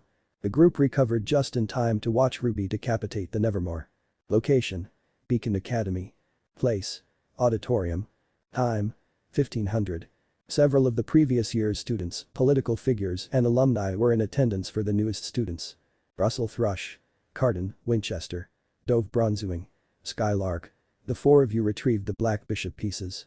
From this day forward, you will work together as Team CRDL, led by Cardin Winchester," said Osborne as the people in attendance gave a polite applause. John Arc, Lai Ren, Peranikos, Nora Valkyrie. The 4 of you retrieved the White Rook pieces. From this day forward, you will work together as Team JNPR, said Osborne, getting a polite applause. Led by John Arc. "Led by?" asked a shocked John. "Congratulations, young man," said Osborne. So shocked was he that when Purra gave him a small punch, he fell over to the amusement of the crowd. Once the newly dubbed Team JNPR walked off, Ruby, Weiss, Blake and Yang walked up. Blake Belladonna. Ruby Rose. Weiss Schnee. Yang Xiaolong. The 4 of you retrieved the White Knight pieces. From this day forward, you will work together as Team RWBY. Led by Ruby Rose. Weiss is shocked as she turned to the little Crimsonnet. Yang threw her arms around Ruby in a hug. The 4 girls walked away with Weiss being slightly upset since she didn't get the leadership position. And finally we have Shield Fei Ling, Jacqueline Knott, Shido Nagisa and Naruto Goodwitch. The 4 of you retrieved the White Queen pieces. From this day forward you will be known as Team NNJS, led by Naruto Goodwitch, said Osborne 3. The other 3 members of the team circled around Naruto and congratulated him. "This is going to be an interesting year," said Osborne. Chapter 5. Classes. Location: Beacon Academy. Place: Team NNJS Dorm. Time: 0600, day after induction. After the induction ceremony, every team was given a dorm number. Teams JNPR, RWBY and NNJS were given a dorm on the 3rd floor of Students' Barracks 5. With 8 housing units, the number of students in attendance at Beacon varied from time to time. Currently there were only 40 students in the first-year teams and about 100 in the second. Along with a community shower for both males and females, all teams had a personal bathroom. Also, each floor had a rec room for the students to relax in. After the induction, all the teams were given a day to adjust. Naruto was the first to awake in his dorm. Slicking back his hair, he looked around the dorm. All their personal belongings had been delivered overnight to them. Naruto went to his bag and pulled out a whistle. Blowing it awoke the entire team, thanks to how thick the walls were. No one else heard the whistle. Everyone got up and Jack glared at the man holding the whistle. "What's going on?" asked Nagisa. Shield got up and looked at Naruto. "Is everything alright? Are we under attack?" asked the Purr. "What the fuck, Whiskers? It's only 6 in the damned morning. yelled Jack, getting out of the bed and getting in Naruto's face. Exactly. We have 3 hours before class. I say, why waste it in bed? We use the 3 hours to train ourselves. Okay, hour. We still need to get ready for classes, said Naruto. Shield and Nagisa and went through their clothes. And came back each wearing different gym-styled clothes. Jack a long-sleeve white shirt and black spats and running shoes, Nagisa a two-tone blue shirt and dark blue jogging pants, Shield a purple sports bra and booty-hugging shorts that showed the bottom of her ass. Naruto wore a white and black tiger-striped shirt, black pants, and orange shoes. So what are we doing, oh fearless leader? Asked Jack. Nothing too hard. A 2-mile run, 3 sets of 50 push-ups, and in 3 sets of 100 sit-ups, said Naruto. 1. The 3 groaned in phantom pain as they set out to do the work. Outside of combat class, which was the only form of physical training they did, teams were expected to keep their bodies in top condition. As they exited the door, they stretched out on the grass for a few minutes. By the time they finished the run and sets, it was about 0730. Naruto and Nagisa grabbed their clothes and head to the community shower to shower and get dressed, while Shield and Jack dress in the room. Barely 15 minutes later, Naruto and Nagisa returned to the room and entered to find both girls dressed and ready in the school uniform. Only Jack modified the uniform by taking off her coat and wrapping it around her waist. And leaving her shirt unbuttoned, showing the black shirt underneath. So what we doing today, boss? Asked Jack. Naruto pulled out his scroll and opened before going over the schedule. At 9 to 1100 we have double semblance study with Professor Peach, 1100-1300 is lunch, 1300 to 1400 is history with Professor Dr. Oobleck, and finally form 1400 to 1600, we have grim studies with Professor Port, said Naruto, closing his scroll and putting it in his pocket. 2. Jack sighed in annoyance. I fucking hate sitting down. Yelled Jack. Shield chuckled. Don't worry Jack, I can help you with schoolwork, said Shield. We should you're ready for class. We have to be there in 30 minutes, said Nagisa. The other 3 nod and gather their backpacks before heading out. As they go, there were sounds coming from Team RWBY and Team JNPR rooms. Sighing to thistles, they head out to the class. They quickly find them before taking a seat in the back of the class. Time ticked by slowly for the group as they occupied themselves while waiting for the class to fill up and the teacher to arrive. Naruto was overlooked the schematics for his new weapon and trying to discover what was changed about it. Nagisa and Shield were both reading books and Jack was playing a video game on her scroll. After 30 minutes and a very close call by teams RWBY and JNPR, they walked into the room panting as they took their seats. Finally, when the clock hit 0900 on the dot, the door opened and a woman walked in. A woman they were not expecting. She was quite a beauty. She was slightly plump, but stood at about 5'8" with a voluptuous body with breasts that were about DD in size, long peach-colored hair pulled into it, dark green eyes, wearing a dark blue bodysuit, metallic thigh-high orange-heeled boots, and a black-orange elbow-length glove. 3. Welcome to Semblance Studies. I'm Professor Samus Peach. In this class we will help you to understand semblances as well as their evolution, applications in combat, and everyday uses, said Professor Peach, walking in front of her desk. Once in front of her desk, she began to spin, twist, and jump in ways that normal huntsmen wouldn't be capable of. Landing on her feet, she smiled at her students. What you just saw was my semblance. By focusing my aura inside of my body, I become 4x more flexible than before. Now can anyone tell me about the 3 types of semblances, said Professor Peach. Naruto raised his hand before he stood up. The 3 types of semblances are enhancement, permanent, and energy, said Naruto. There are also times where a person's semblance can fall into 2 categories, creating 3 subcategories. 4. Professor Peach nodded. Correct, said Professor Peach, went to the board and drew 3 semblances on the board. As they sound, each type is unique, and each even has subsets to the types. For instance, my semblance is an enhancement type, Professor Goodwitch is classified as an energy type. The most common type of semblance is enhancement, while the rarest is permanent. In the records of the academy, only 8 people have been known to have permanent semblances. The lesson went on like that for the rest of the class. The bell signaled the end of class and the students quickly went their way. For the rest of the day nothing interesting happened. At least that's what everyone thought until the last class of the day. Everyone found themselves in the grim study class taught by Professor Peter Port, one of the best huntsmen in past years. Being in his mid-50s, he retired from active hunting and now hoped to pass on his wisdom to the next generation. He stood at about 5'8", has grey hair and a grey mustache, and appears to be slightly overweight. When he laughs, his belly visibly shakes up and down. He wears a double-breasted burgundy suit with gold piping and buttons. His pants he wears tucked into olive boots, similar in appearance and construction to cavalry boots. Monsters, demons, prowlers of the night. Yes, the creatures of Grimm go by many names, but I merely refer to them as prey. And so will you upon graduation from this academy. I am Professor Peter Port. I'm in charge of Grimm studies. I have many years of experience under my belt. Experience I wish to pass to you youngsters before me. I have fought nearly every Grimm imaginable, and to this day I am still learning about Grimm, said Peter. Now, as I was saying. Vale, as well as the other 3 kingdoms, are safe havens in an otherwise treacherous world. Our planet is absolutely teeming with creatures that would love nothing more than to tear you to pieces. And that's where we come in. Huntsmen. Huntresses. Peter gives Yang a wink, which she groans uncomfortably at. Naruto and Ruby give silent laughs at the blonde brawler, making her glare at them. It was well known that Peter was a kid at heart. Even though he was older, he tried to relate to his students when he wasn't teaching them anything. Individuals who have sworn to protect those who cannot protect themselves. From what, you ask? Why, the very world. Said Peter as he went into a story about himself in his youth. As this was happening, Weiss was trying to keep her focus on the task at hand all the while Ruby was goofing off. As time went on, Weiss's anger was reaching a boiling point. Naruto sighed. He knew that Weiss had a temper, and he knew that Ruby Hell Yang's personality would clash with Weiss's own. Naruto sighed as Peter called on a volunteer. Weiss jumped on the chance to fight and prove that she was a huntress. Weiss left to change her into her combat clothes. Is she alright? Asked she, looking to Weiss, wanting to know if the girl was going to be fine or not. Yeah, is Ice Queen gonna be alright? Asked Jack, keeping an eye on the girl. Yeah, just confused at the moment, said Naruto, knowing that it was better to keep the fact that her anger was at such a point that it was being felt at least a mile out. What followed was an almost one-sided fight. In the middle of the fight, Weiss turned to Ruby in the middle of her fight to yell at her, only to be hit by the Bortiscan sent flying. Weiss rolled out of the way of a third charge and recovered her weapon before making a shielding glyph that blocked the attack.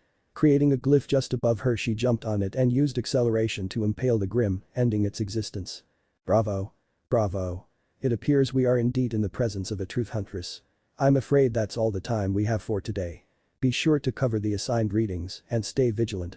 Class dismissed, said Peter as he left the room. Weiss stalked out of the room with Ruby following her and Yang about to follow them. Naruto stopped Yang at the door. Yang looked at her boyfriend only to see him shake his head. As much as I hate to say this, Yang, this is for them to sort out. If we run to Ruby's defense every time something happens between them, they will never grow as partners and friends. Let's allow them to sort this out, said Naruto, touching her shoulder. 5. But, I'm her sister. I need to help her, said Yang, looking down. The best thing we can do for her is to allow her to figure things out herself, said Naruto as he turned to his team. We have homework and training, let's go. Yang smiled at her boyfriend's back before frowning slightly. There was still an unspoken tension between them and Weiss at the moment. Before long they would have to address the issue. Chapter 6. Nice talking with you. Location. Vale. Place. Goodwitch living room. Time. 1200. Naruto and Glynda sat together sipping on tea. Mimi would never have thought that 2 people like them enjoyed such a hobby. The first week of school was over and both were happy about it. Naruto had given his team the weekend to Themselves. The duo sat in silence as they enjoyed their first cup together. As they did, Glynda observed her son's newest weapon. It looked like his shield heat rod rifle, but instead of a normal rifle like it as Nefer, the spine of the weapon was now sharp as if it was a sword. It also had 2 handles at the end. One looked like the handle of a rifle, while the other looked like a sword handle. Naruto, what is that? Asked Glynda as she poured herself a second cup. This is my redesigned weapon. Thanks to Ironwood, started Naruto, ignoring his mother's scowl at his name. The ape and saber I designed is useless as it currently is. The green-eyed witch gave her son a confused look. But the ape and dust crystal is supposed to power it, was it not? Asked Glynda, remembering her son's schematics for the weapon. It was. However, Tate put an aura-draining device that acts as the main battery. Thanks to that it and the power of the crystal draining my energy, I can only use it for about 2 minutes at about 1/8 its full power and maybe 10 seconds at full power, said Naruto, allowing his annoyance to show. Can't you remove the aura-draining device? Asked Glynda. Naruto shook his head. I tried. The battery is made of military-grade hardware. For me to even think of removing the ad, I'd need a battery just as powerful. For now I'll leave it as it is and only use it as a last resort. I've been working on a second saber anyway. A dust saber that can use a Rigwaller Crucidal but won't last longer than a few hours, said Naruto. Glynda nodded. I can see how that would be a problem. Do you already have one made? Asked Glynda. Not yet. I've already ordered the materials I need to make it as well as parts to create a battery that won't drain my aura. The parts for the saber will be here soon, but the battery parts are custom and will take some time, said Naruto. The rest of the time between the mother-son duo was spent talking about schoolwork and such other trivial matters. Location: Vale. Place: Vale Mall. Time: 12:45. Team rwby were currently at the mall trying and failing to interact as a team. Yang and Ruby were looking at games, clothes, and weapons. Weiss was looking for clothes and Blake books. As they made their way to the food court, Yang and Weiss took a set away from Ruby and Blake, who were talking about the book. Two souls who know that if you talk to Blake about books she'd get into it. She was already talking about forming a book club. Weiss had assailed in front of her and Yang a turkey burger. Weiss honestly didn't want to speak with the blonde brute, however she needed to talk with her. "Yang, we need to speak about Naruto," said Weiss, setting aside her food and tea. Yang put down her soda and looked at Weiss. "What about him? He's my boyfriend." "End of story," said Yang, wanting to drop the subject. The SDC heiress narrowed her eyes at the blonde. "No, we do. When I turn 18, Naruto and I are to be wed. So I need you to do the honorable thing and break up with him," sneered Weiss before pulling out her family's checkbook and flipping open a random page. "How much will it cost for you to leave him? Money is no object." Yang narrowed her eyes. She tried to keep her temper level. "Money can't erase 4 years of friendship. Money can't erase 2 years of a relationship that was built on heartache and pain. Money can't erase love," yelled Yang, standing up, her eyes blood red as she glared at the girl before her. Many people turned to them, including Ruby and Blake. Yang currently didn't care if she was making a damn scene or not. For 2 years Yang and Naruto had helped each other heal after the pain both suffered thanks to bad breakups. Sure, it started as just two heartbroken people needing release, but it became more. Something Yang would never trade. The fact that this little ice-cold bitch would even suggest something like that was outrageous. Weiss narrowed her eyes.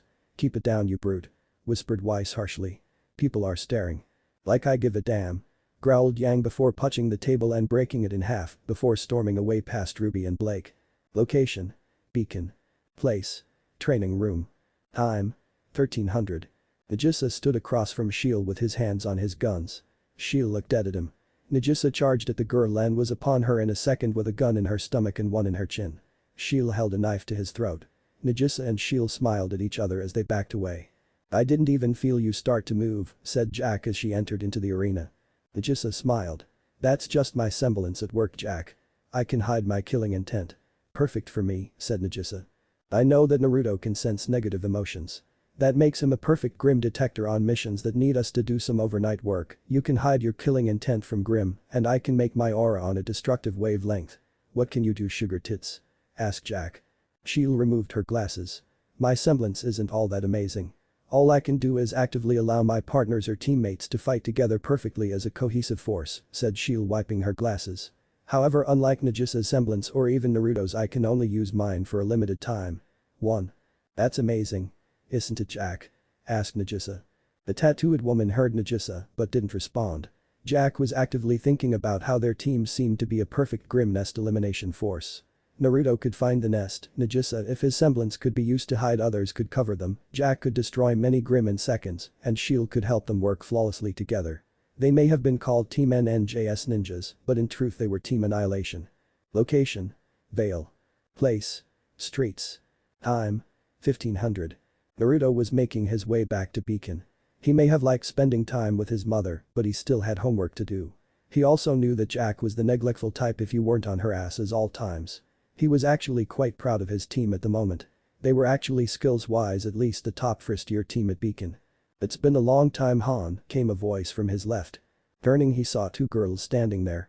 The first girl was a rabbit faunus. She stood about 5'6" and a slender body that was packed full of muscle as Naruto had ever seen one, with C-cup breasts and long slender legs that held power, long, brown hair and brown eyes.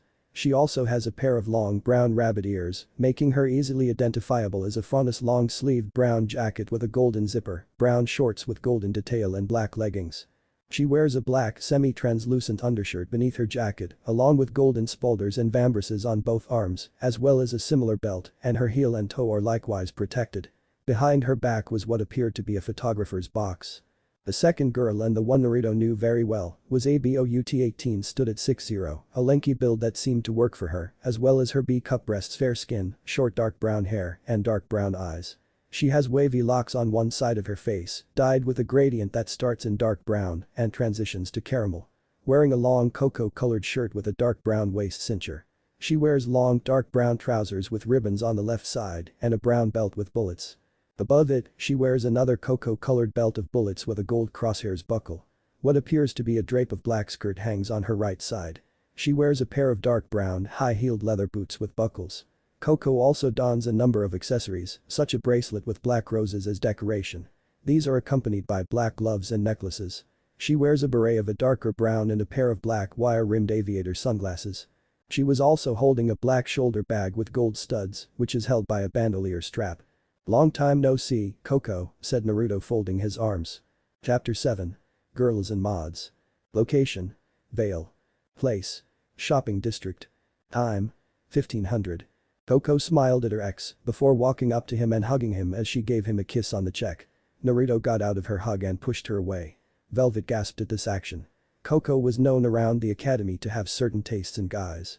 Velvet knew for a fact that Coco had bedded at least 4 guys and that of those she knows about. More than a few times Fox, Yatsuhashi and herself had come across a sock on the door. The fashionista put a hand on her hip before lowering her shades.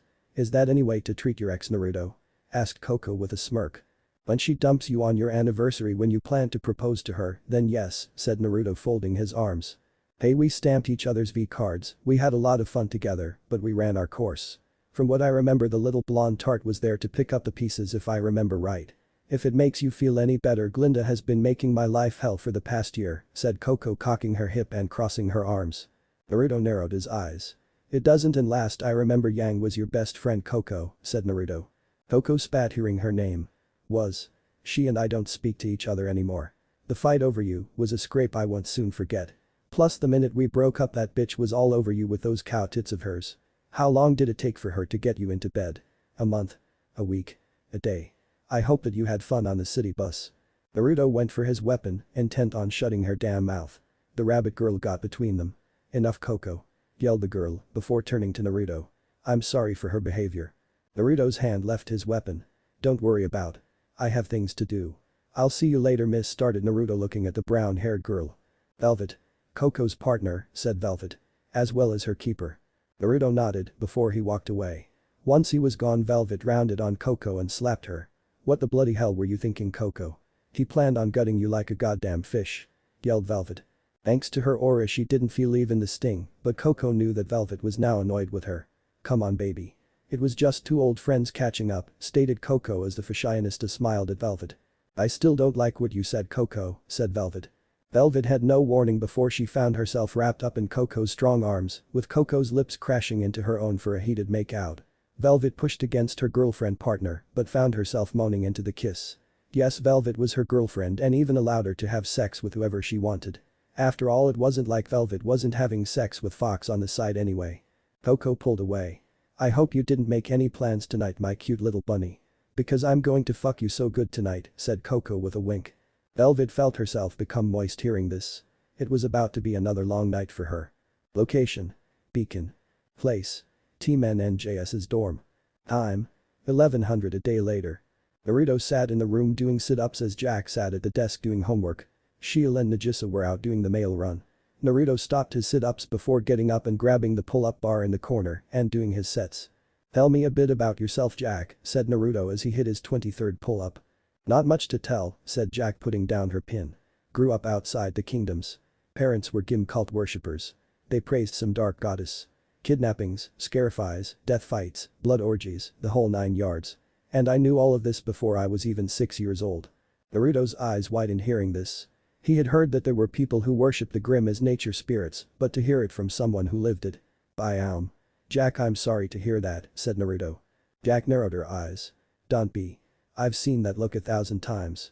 Let me make something clear, my parents, the worshippers, they're dead, I'm alive.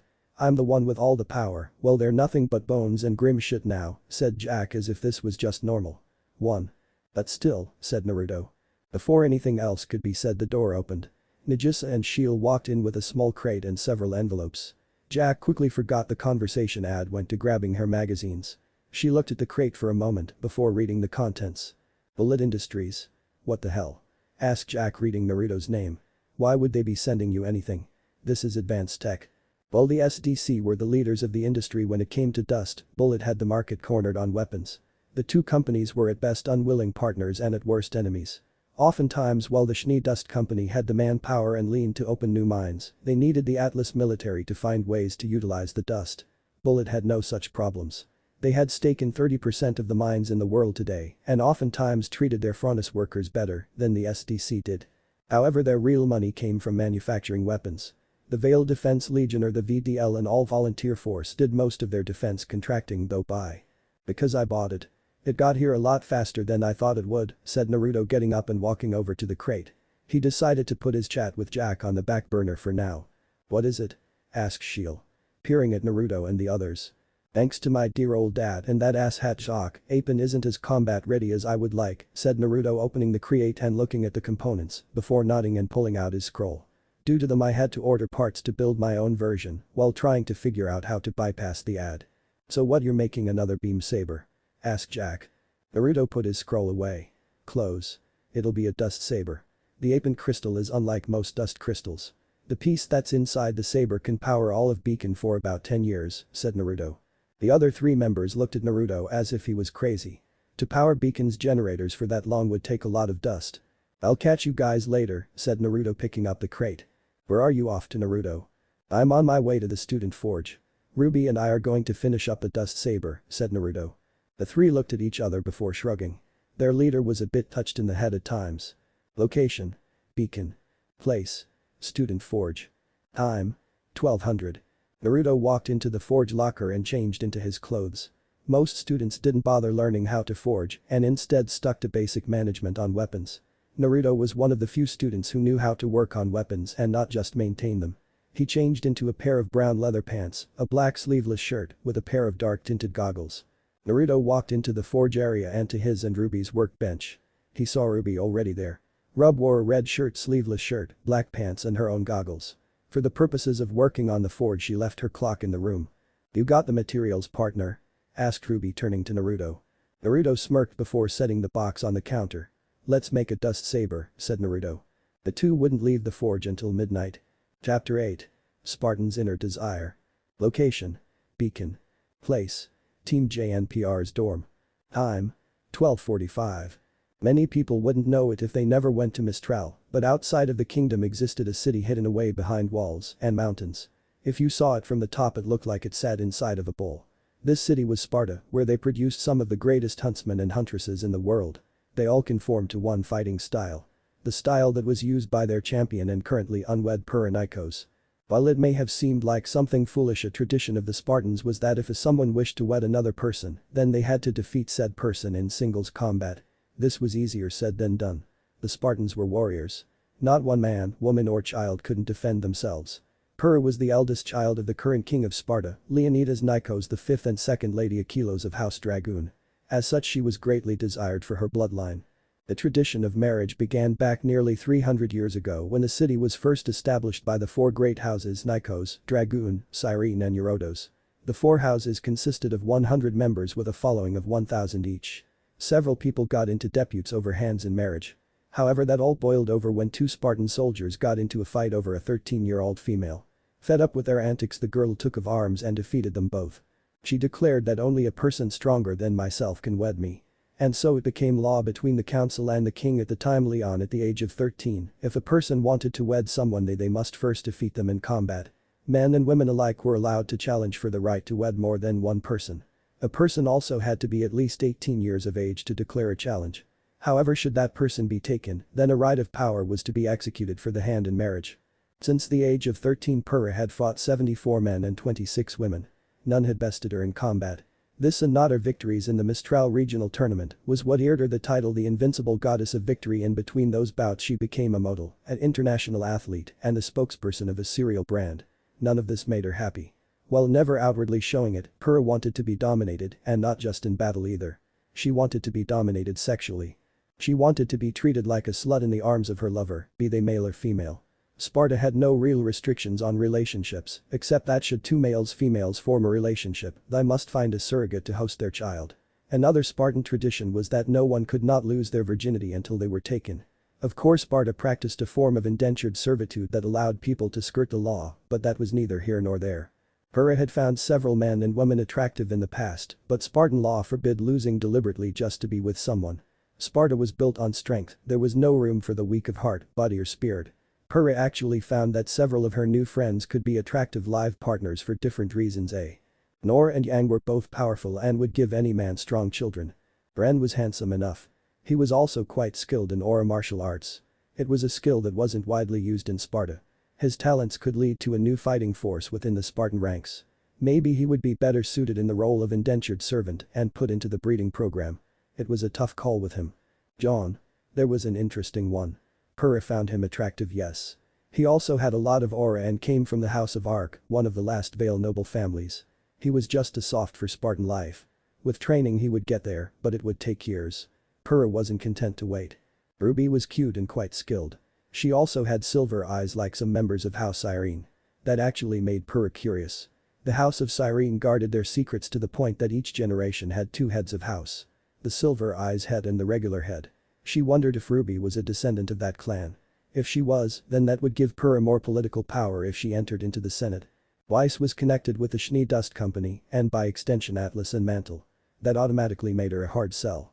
However, the prospect of the dust alone made her a good choice. Blake was an enigma. While she was sexy, Purra would reserve judgment until later. Najissa was short in stature, but Purra could tell that he was a deadly warrior. His kind nature would make him a target for servitude, but with his skills in combat and his semblance he would be alright at least until he came across one of the calamities of Sparta. Sheil was a skilled girl. While Purra was physically attracted to her, she wasn't her type. Dak was a wild card if he ever saw one. She had a powerful aura, a powerful semblance, and the skills to back them up. It was her personality that made her unattractive for Sparta. Finally there was Naruto. He came from good stock. While Glynda was his mother and James his father, he made no claim to Atlas, which was a plus in her book. His semblance was power and would get him recognized in either the Spartan Guard or even the 300 Guard. He was also smart, handsome, and his Yang stories of their nights together were to be believed quite large. One thing she could not deny was that they were all powerful, or in John's case had potential to be powerful. Purra stopped writing in her diary and rubbed her thighs together. Just thinking about her friends and the fact that she could be wed to any of them or even form a harem was just too tantalizing to pass up. Sparta was an independent state and was recognized as such, just like Menagerie. As such, their laws were recognized worldwide. In just a month Purra would be able to challenge any of her friends to marriage. 1, 2. Pariah. Came Nora's voice. Purra put on a smile. Yes, Nora? Asked Purra, eyeing her friend's body with well-hidden lust. You were lost in thought, said Ren. Yeah, we're going to be late for class, said John. Today we have Glynda's class. Oh yes. Today is combat class. Said Purra, closing her book and putting it away. Today she would get a chance to see more of her potential mates. As she trailed behind her friends, she couldn't stop herself from licking her lips. Next month she already had her first target in mind. Yang will make a fine bride and mother of House Nikos, thought Purra, thinking of the blonde brawler. Location. Beacon Academy. Place. Beacon Training Arena. Time. 1300. The day was a great day for Ruby Rose as she bounced in her seat next to her sister and partner. Today they started combat training. Ruby loved fighting and it showed with how excited she was. While her style was more suited towards multiple opponents, she could still defeat a person one-on-one easy enough.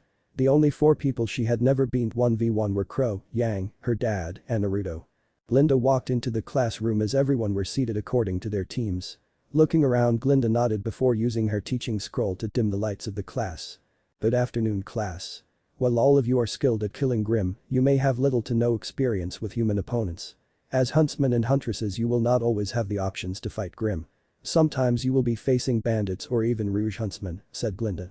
Sheil rose her hand. Once Glynda acknowledged her, she stood up. Will we be focusing on team or singles combat? Asked Sheil. An excellent question, Miss Failing. We will be focusing on different combat tactics, strategies, and the like. With that being said, we will not always be focusing on pure combat, said Glynda. Do we have volunteers to step into the ring? Naruto got up and made his way to the ring. Ruby was about to charge down there, but was beat to the punch as Blake got up and made her way down. Naruto pulled out his shield heat rod and a black silver cylinder. Blake raised an eyebrow as she saw this. She knew that Naruto had made modifications to his shield thanks to Ruby, but she didn't know anything about the cylinder. Ruby squealed, moving around in her seat. Naruto is going to use our baby. Oh, I can't wait to see her in action. Yang looked at Ruby with a raised brow. She knew that Naruto and Ruby often worked together. For some reason, whenever the two made something spectacular, Ruby would call it their baby. The current model of Ember Celica was actually modified by Naruto and Ruby. Come to think of it, she needed to have it upgraded.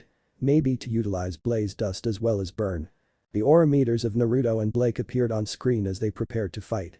Naruto raised his shield allowing the heat rod to extend as the burn dust flowed though it. Blake grabbed the katana gamble shroud and charged at Naruto. Naruto blocked her first strike as she slid past him, only to turn into a shadow before appearing above him. Naruto raised his left arm blocking the attack. Naruto retracted the rod and opened fire with the gun. Blake was forced to zigzag so as not to get hit. Naruto then felt it. Blake's killing intent and what she planned to do next. Naruto smirked as he threw the black-silver cylinder into the air as it opened, reaching into his dust pouch, he produced a sphere gravity crystal and a sphere wind crystal. He snatched the cylinder with his left hand and slammed the crystals into two holders. Slipping the hilt back into his right hand, he activated a 27-inch long half-and-wide dark green laser blade. 3. "What the hell is that?" asked Jack. "It looks like the Apen blade," said Nagisa. "No," said Shield grabbing the attention of her teammates. "It's different. With the Apen blade you could feel its raw power. This doesn't even have a fraction of that power." "Wow," said John in complete awe of the weapon that his friend wielded. "I have got to get one of those." Ruby smiled at her friend. "I'm sure that me and Naruto can make you one," said Ruby. John smiled at the Crimsonette. "I'd like that." "Thanks Ruby," said John making the girl blush. Hera looked at the blade in wonder. "That could change the entire warrior dynamic of Sparta. Such a weapon would allow us to extend our borders into the wilds." Thought Hera thinking of making Naruto hers more and more. Naruto turned to Blake before charging. Blake switched from a single sword style to a double, blocking the strike with the broad blade, only for Naruto to follow with a punch with a shield. Blake took the attack only for a shadow to take her place, before she could follow up, she felt something hit her in the middle of her back. "AHHH," yelled Blake as she was sent flying halfway across the arena. She rolled a few times before righting herself. Blake glared at Naruto. "Don't underestimate me Blake," yelled Naruto charging in. Blake barely had time to get her guard up as the two traded blows. Blake was forced to defend as Naruto's strikes were just too powerful for her to handle. Naruto twisted his shield and released the heat rod wrapping it around Blake and slamming her into the ground, Naruto straddled Blake's waist before putting his blade to her neck. Blake looked into Naruto's eyes and shivered in fear. The warm eyes and kind smile of her friend were replaced by a man. A man who lived the hard life of a warrior. 4. "Yield," said Naruto cold. Blake looked at Naruto before turning her head to the side. "I yield," said Blake. Naruto reacted the heat rod before deactivating the blade on his weapon. On the side was a small dust meter that had it at 92%. Naruto helped Blake up. "Sorry if I was too rough on you Blake," said Naruto giving Blake a fox-like grin. Blake's cheeks tinted red. "That's okay Naruto. It was a truly humbling experience," said Blake smiling as she shook Naruto's hand. The class clapped for the two of them while their friends and teammates cheered loudly. "That's my partner. And that's my man," yelled Yang whooping before she rushed over to Naruto and hopped on him and giving him a very sexy tongue kiss. Naruto wrapped his hands around Yang's waist and found both his hands full of her supple ass. Weiss glared at Yang, having not forgotten about their conversation, such a public display of affection was something that Weiss would never do. Naruto didn't need that wild woman in his life, he needed a woman of class and a woman with some damn respect for herself. Hera looked at Naruto with a bit of lust and couldn't wait for her chance to not only battle but tame Naruto. He had shown that he had power, style, skills, and a ruthless side to himself that all Spartans had in spades. Yes. Naruto would be hers. But first she had a yellow dragon to slay. Chapter 9.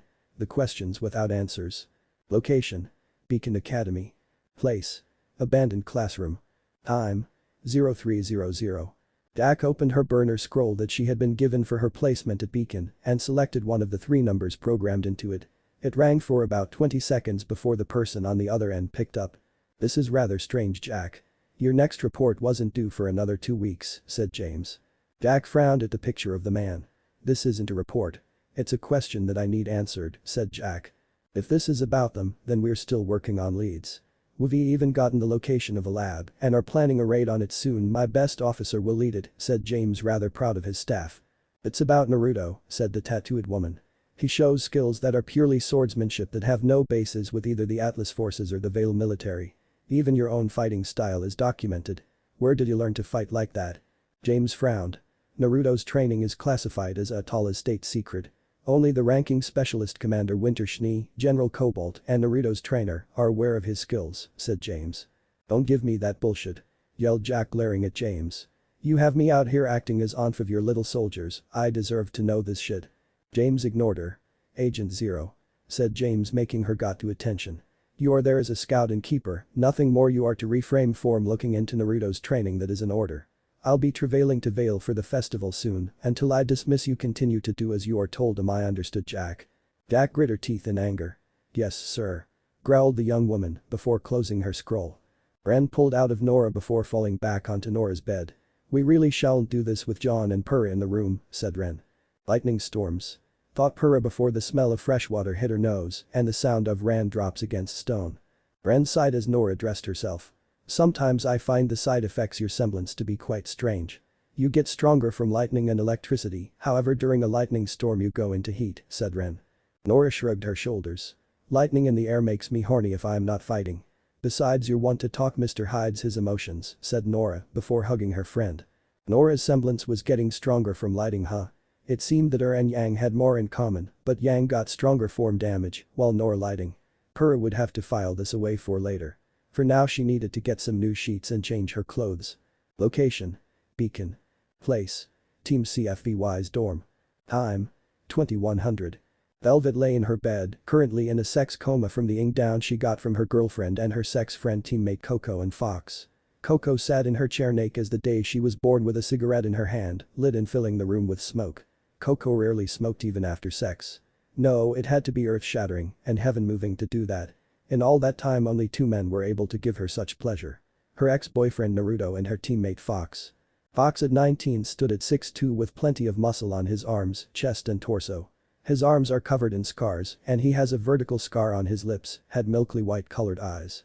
This often made people mistake him as blind, dark skin and dark messy copper hair that has a long fringe and a cowlick. He normally wears a sleeveless muted orange zipper vest with black lining and a high collar, a pair of black jeans and brown laced shoes and a pair of black fingerless gloves that went to the middle of his forearm. Now he was just wearing a pair of black shorts and a black shirt. Not that I didn't enjoy our little threesome, Coco, but it's not often you allow me to fuck both you and Velvet. Not unless you need something, said Fox taking the smoke from her and taking a puff. You're right. I need you to do me a favor, said Coco. What's that? Asked Fox blowing out the smoke in the air. I need you to put a beat down Naruto, said Coco getting up from her seat and walking over to Velvet. Laying next to the girl she pulled the blankets over them. Fox raised an eyebrow. Not that I'm complaining, but why? I thought you still loved him, Coco. Said Fox. I do fuck. Listen, shit went down in our past, alright. Said Coco. All I need you to do is to break him. Fox got up and stretched before walking over to the door. Coco, when you became our leader, we all knew that you were dealing with pain. Sleeping with unworthy men, coming back to the dorm drunk, your white sand phase, said Fox, brining up all the dark in the last 2 years. You kicked the sand and have only been drunk twice in the last year. Coco gripped her hand into a fist. What's your goddamn point, Fox? Asked Coco. Even with everything going on, we are still your teammates. We are still your friends. You and Velvet didn't need to have sex with me. Had you asked Coco, I would have broken him into a million pieces, said Fox. Thank you, said Coco. Get some sleep. You look like hell, said Fox walking into the hall. Sitting next to the door in a meditative position was Fox's partner and best friend Yatsuhashi Daichi. Yatsuhashi was a gaint of a man standing at 7 even and was purely muscle, buzz-cut black hair and black eyes. He has a long short-sleeved robe, which he wears on one shoulder over a black muscle shirt. The robe is fastened at the waist by a leather armored belt with 2 pouches on it. He also wears brown pants and black and green boots. His left arm bears a 5-layer sword which extends up past his shoulder. His weapon is normally affixed to his back with a padded brown strap slung over his shoulder. He also wears a pair of bracers as well as a pair of black gloves with green plates on the backs. Well? Asked Yatsuhashi, standing up. During our next joint first and second year combat class, she wants me to fight Naruto, said Fox. She's still in pain, said Yatsuhashi. I don't blame her. Not after the things she went though, said Fox, thinking about Coco's greatest secret and the real reason she broke up with Naruto. How far do you plan to go? Asked Yatsuhashi. Fox turned to his friend before throwing out a kick. Yatsuhashi caught the kick in his left hand. The shockwave that resulted would have made lesser men fall.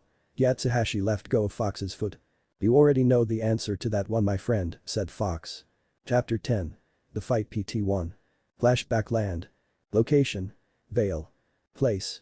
Downtown Cafe. Time. 1843, 2 years ago. The 15-year-old Naruto sat in his chair waiting for his girlfriend to come in. He knew that he was 15 minutes early, but he really wanted to see Coco at the moment. Today would mark their 2-year anniversary. In Vale a person was allowed to marry as early as 15. He had spoken to his mother about. She was against the thought of Naruto getting married at just 15, but she understood the desire to wed one he loved.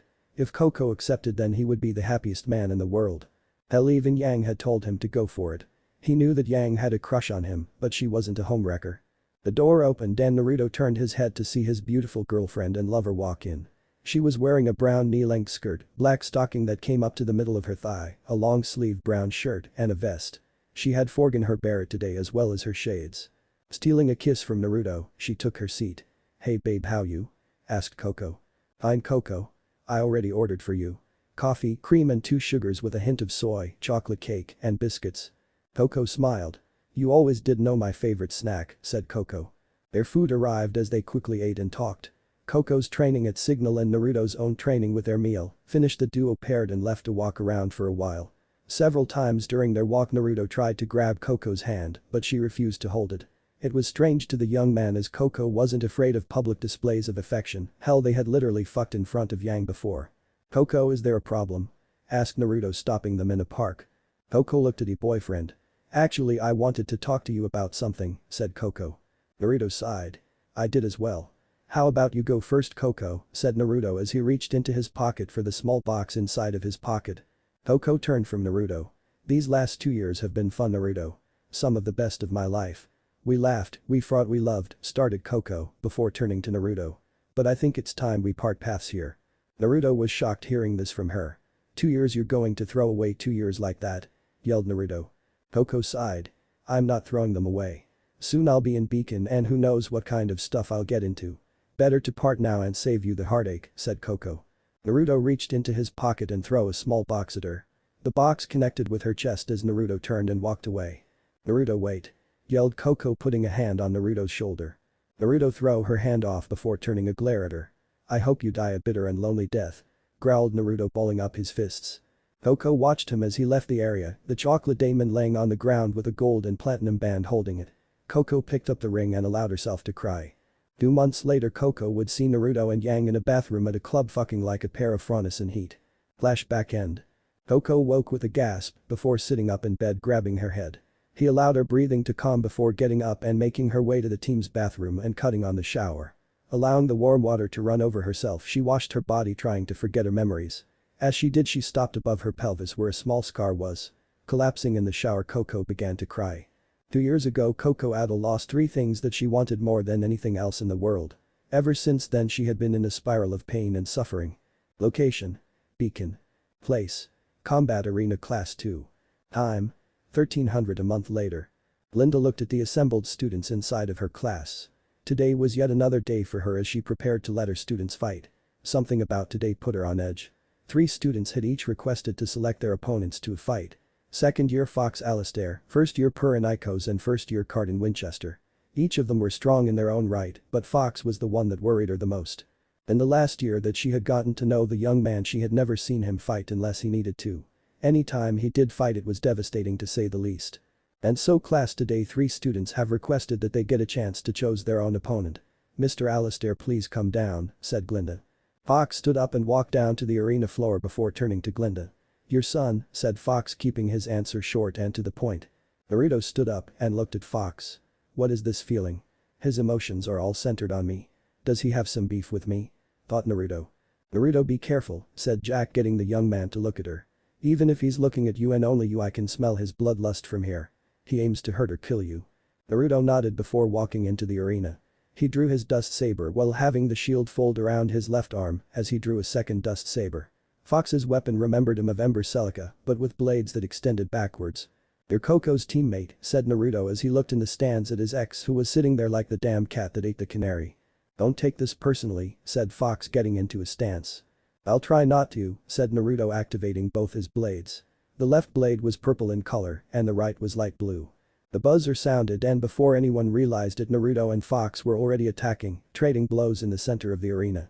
Naruto blocked a punch with his left blade before slashing at Fox with the right. Fox blocked the attack with his left arm blade. He grabbed Naruto's left wrist before he brought his forehead forward in an attempt to headbutt Naruto. Naruto twisted to the right, disengaging from Fox and slashing at Fox's arm. Fox growled as Naruto was the one to connect first with an attack. The two young men disengaged before circling each other. It was like two foxes were preparing to go to battle. Fox jumped into the air before pulling his arms back before unleashing an aura blast. Naruto rolled out of the air as the concrete was destroyed, landing on the ground. Fox managed to get the drop on Naruto before unleashing a devastating combo on the young man. Naruto was thrown back into the wall. Fox continued his assault by putting both fists into Naruto's gut before unleashing a point-blank aura blast. Naruto coughed as he fell to his knees, holding his gut. AMA was a devastating thing to say the least. While able to kill Grim in a single hit, a blast form said arts could harm even the strongest huntsman. Naruto looked at Fox with a glare as the boy pulled his arm back and threw another punch. Naruto gripped the arm before he flipped Fox onto his back and attempted an axe kick. The attack connected with Fox's gut, making the young man gasp in pain. Naruto put some room between them as he recovered his blades. Putting away the gravity blade, he activated his shield heat rod. He looked at Ape and attempted to draw the devastating blade, but stopped himself.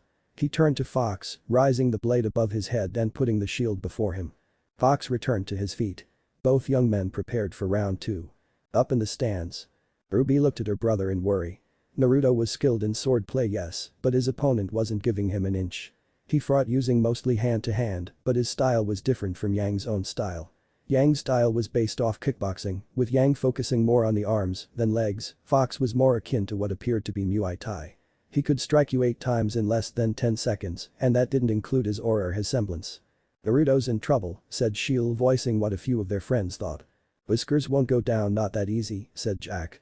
But his opponent is just as strong if not stronger than him. Look at their aura levels, said Nagisa, pointing to the aura meter board. Everyone did as told and were shocked. Both young men were sitting at just about 80% of their full aura. For anyone to have that much aura after such a fast-paced, hard-hitting match. Yang looked down at her boyfriend. Come on Naruto, you can do this. Thought Yang, biting her bottom lip. Back in the arena. I commend you for wishing to continue this bout, said Fox, shifting so that he now was in a southpaw stance. That means I no longer have to hold back. Funny, said Naruto as he smirked. I was going to say the same thing. Fox charged in with a yell before smashing his right fist into the shield. Naruto unloaded a burst of ice bullets into his chest that forced Fox back. Before he could recover, Naruto charged in and slashed Fox on his right leg. Fox fell to the ground as he looked at said leg. It was covered in ice. Growling, Fox focused his aura into that leg, creaking the ice before he turned to Naruto, who was once again in his stance. Fox got up and held out his arms before squeezing the triggers on his blades. Several bullets burst forth from his twin wrist guns. Naruto went to one knee and used his shield to stop the bullets. After a minute the barrage of bullets stopped, Naruto jumped to his feet and made a mad dash to attack Fox. Fox brought both of his arms up to block the slash from Naruto. This is what Naruto wanted. Naruto stopped right in front of Fox and wrapped the heat rod around him. Naruto activated the heating feature and started to zap Fox's strength. Naruto then began to slash away at Fox. Fox! Yelled Velvet, running to the edge of the rails. Go Naruto! Yelled Ruby, cheering for her brother. Fox felt his aura dropping with each slash of the blue blade. He looked to Coco with sorrow, knowing that at this point he had lost to the boy before him. And stop! Yelled Glynda, making Naruto stop as he was about to slash Fox again. The winner of this bout is Naruto Goodwitch. Well, Mr. Alistair fought well, he didn't account for all of Mr. Goodwitch's weapons. Naruto walked into the stands and passed his team and towards Coco. It was a tense few seconds as the two stared at each other. Coco stood up and walked out of the room with Naruto following her. Now on to the next bout. Will Pura Nikos please come down? Pura did as told and walked into the arena. I call Yang to come down, said Pura. Yang walked into the arena with a smirk on her face. I always want to fight you, Pura, said Yang. Before we battle, I, Pura Nikos, would like to issue the Spartan challenge of marriage to you, Yang Xiaolong, said Pura, shocking many people with what that statement she just made. As an outsider of the Spartan ways, you have the right to refuse the challenge. However, should you accept and defeat men, then I will be honor bound to serve you for the rest of my life in whatever way you see fit. Yang looked at Pura like she was crazy, but weighed the pros and cons of what was happening. On one hand, she would have to marry Pura if she lost. On the other hand, having Pura as her personal servant, even if she didn't intend to make her do anything, was too good to pass up. On top of that, her thrill-seeking nature make this more exciting than one could believe. Light Pura. I accept the challenge, said Yang as she took up a classic boxing stance. Pura got into her stance. Please don't hate me after I defeat you, said Pura. The dragon was about to face off with a goddess. Location. Beacon. Place. Abandoned class down the hall. Time. Same as in the room. Naruto closed the door behind him as Koko took a seat on the table. "You didn't have to sick your teammate on me," said Naruto. Koko removed her shade showing beautiful brown eyes that Naruto had once found the most beautiful in the world. Now all they did was bring him misery. "If you wanted to talk all you had to do is find me," said Koko. "Ever since that night 2 years ago I've been in pain Naruto. What you said hurt worse than you can image," said Koko. "You heard me Koko," said Naruto. "I know. After that night after what you said I fell into a really bad place. I tried everything to ease the pain. Parties, sex, alcohol, hard drugs. Only after I came to Beacon, meeting Fox, Yatsu and Velvet and even still I struggled. There are days I cursed you, hated you. But I still loved you so damn much that I couldn't help that but think of you when I was having sex with others," said Koko. Naruto felt his heart breaking in his chest for his former lover. "I wanted to marry you Koko. I wanted a future with you. I would have done anything at that point to keep you," said Naruto. Koko turned away from Naruto with tears in her eyes. "How can I give you what you want when not only did I kill our baby, but I can't give you any children?" yelled Koko. Naruto looked at Koko with wide eyes. "What did you say?" asked Naruto hoping that he misheard her. 2 years ago I was pregnant with your child Naruto," whispered Koko. Chapter 11. The Fight. Point 2. Flashback land. Location. Vale. Place. Adel family home. Time. 1800 a week before Naruto and Koko's anniversary. Koko sat at her desk thinking about her boyfriend lover and father of her unborn child. Yes, 16-year-old Koko Adel was currently pregnant with her boyfriend's child. While uncommon for people as young as herself to be mothers, she knew that this is what she wanted, even if it was inside of a cage she could open. Koko's father was a lieutenant colonel in the Vale military and her mother was a huntress turned model. Koko had a good life and didn't want for much. Thanks to her family's position they had influence in the Vale political scene and the fashion business industry. Yes, her family was quite strict, but she still had freedom. This weekend she would see her boyfriend and hopefully she could have the future she wanted with him. She was brought from her musing as shouting could be heard coming from the parlor. Getting up she went to her door and opened and quickly went to the edges of the stairs to hear her father shouting. Getting to the edge of the stairs she looked to see her parents and her doctor. "LD this have happened. I thought we were so careful in raising her," yelled her father Beige Adel. Her father was a tall man, standing at 6'5", dark brown hair that was cut in a buzz, dark brown eyes, wearing forest green camo with a silver bird pinned to either side of his collar. Attached to his belt was a saber pistol. Hanging on the back of his favorite chair was his ceremonial black jacket with all his awards, badges, and his designation as the commanding officer of Vale's Desert Defense Force. "What did you expect? She wanted to be a huntress.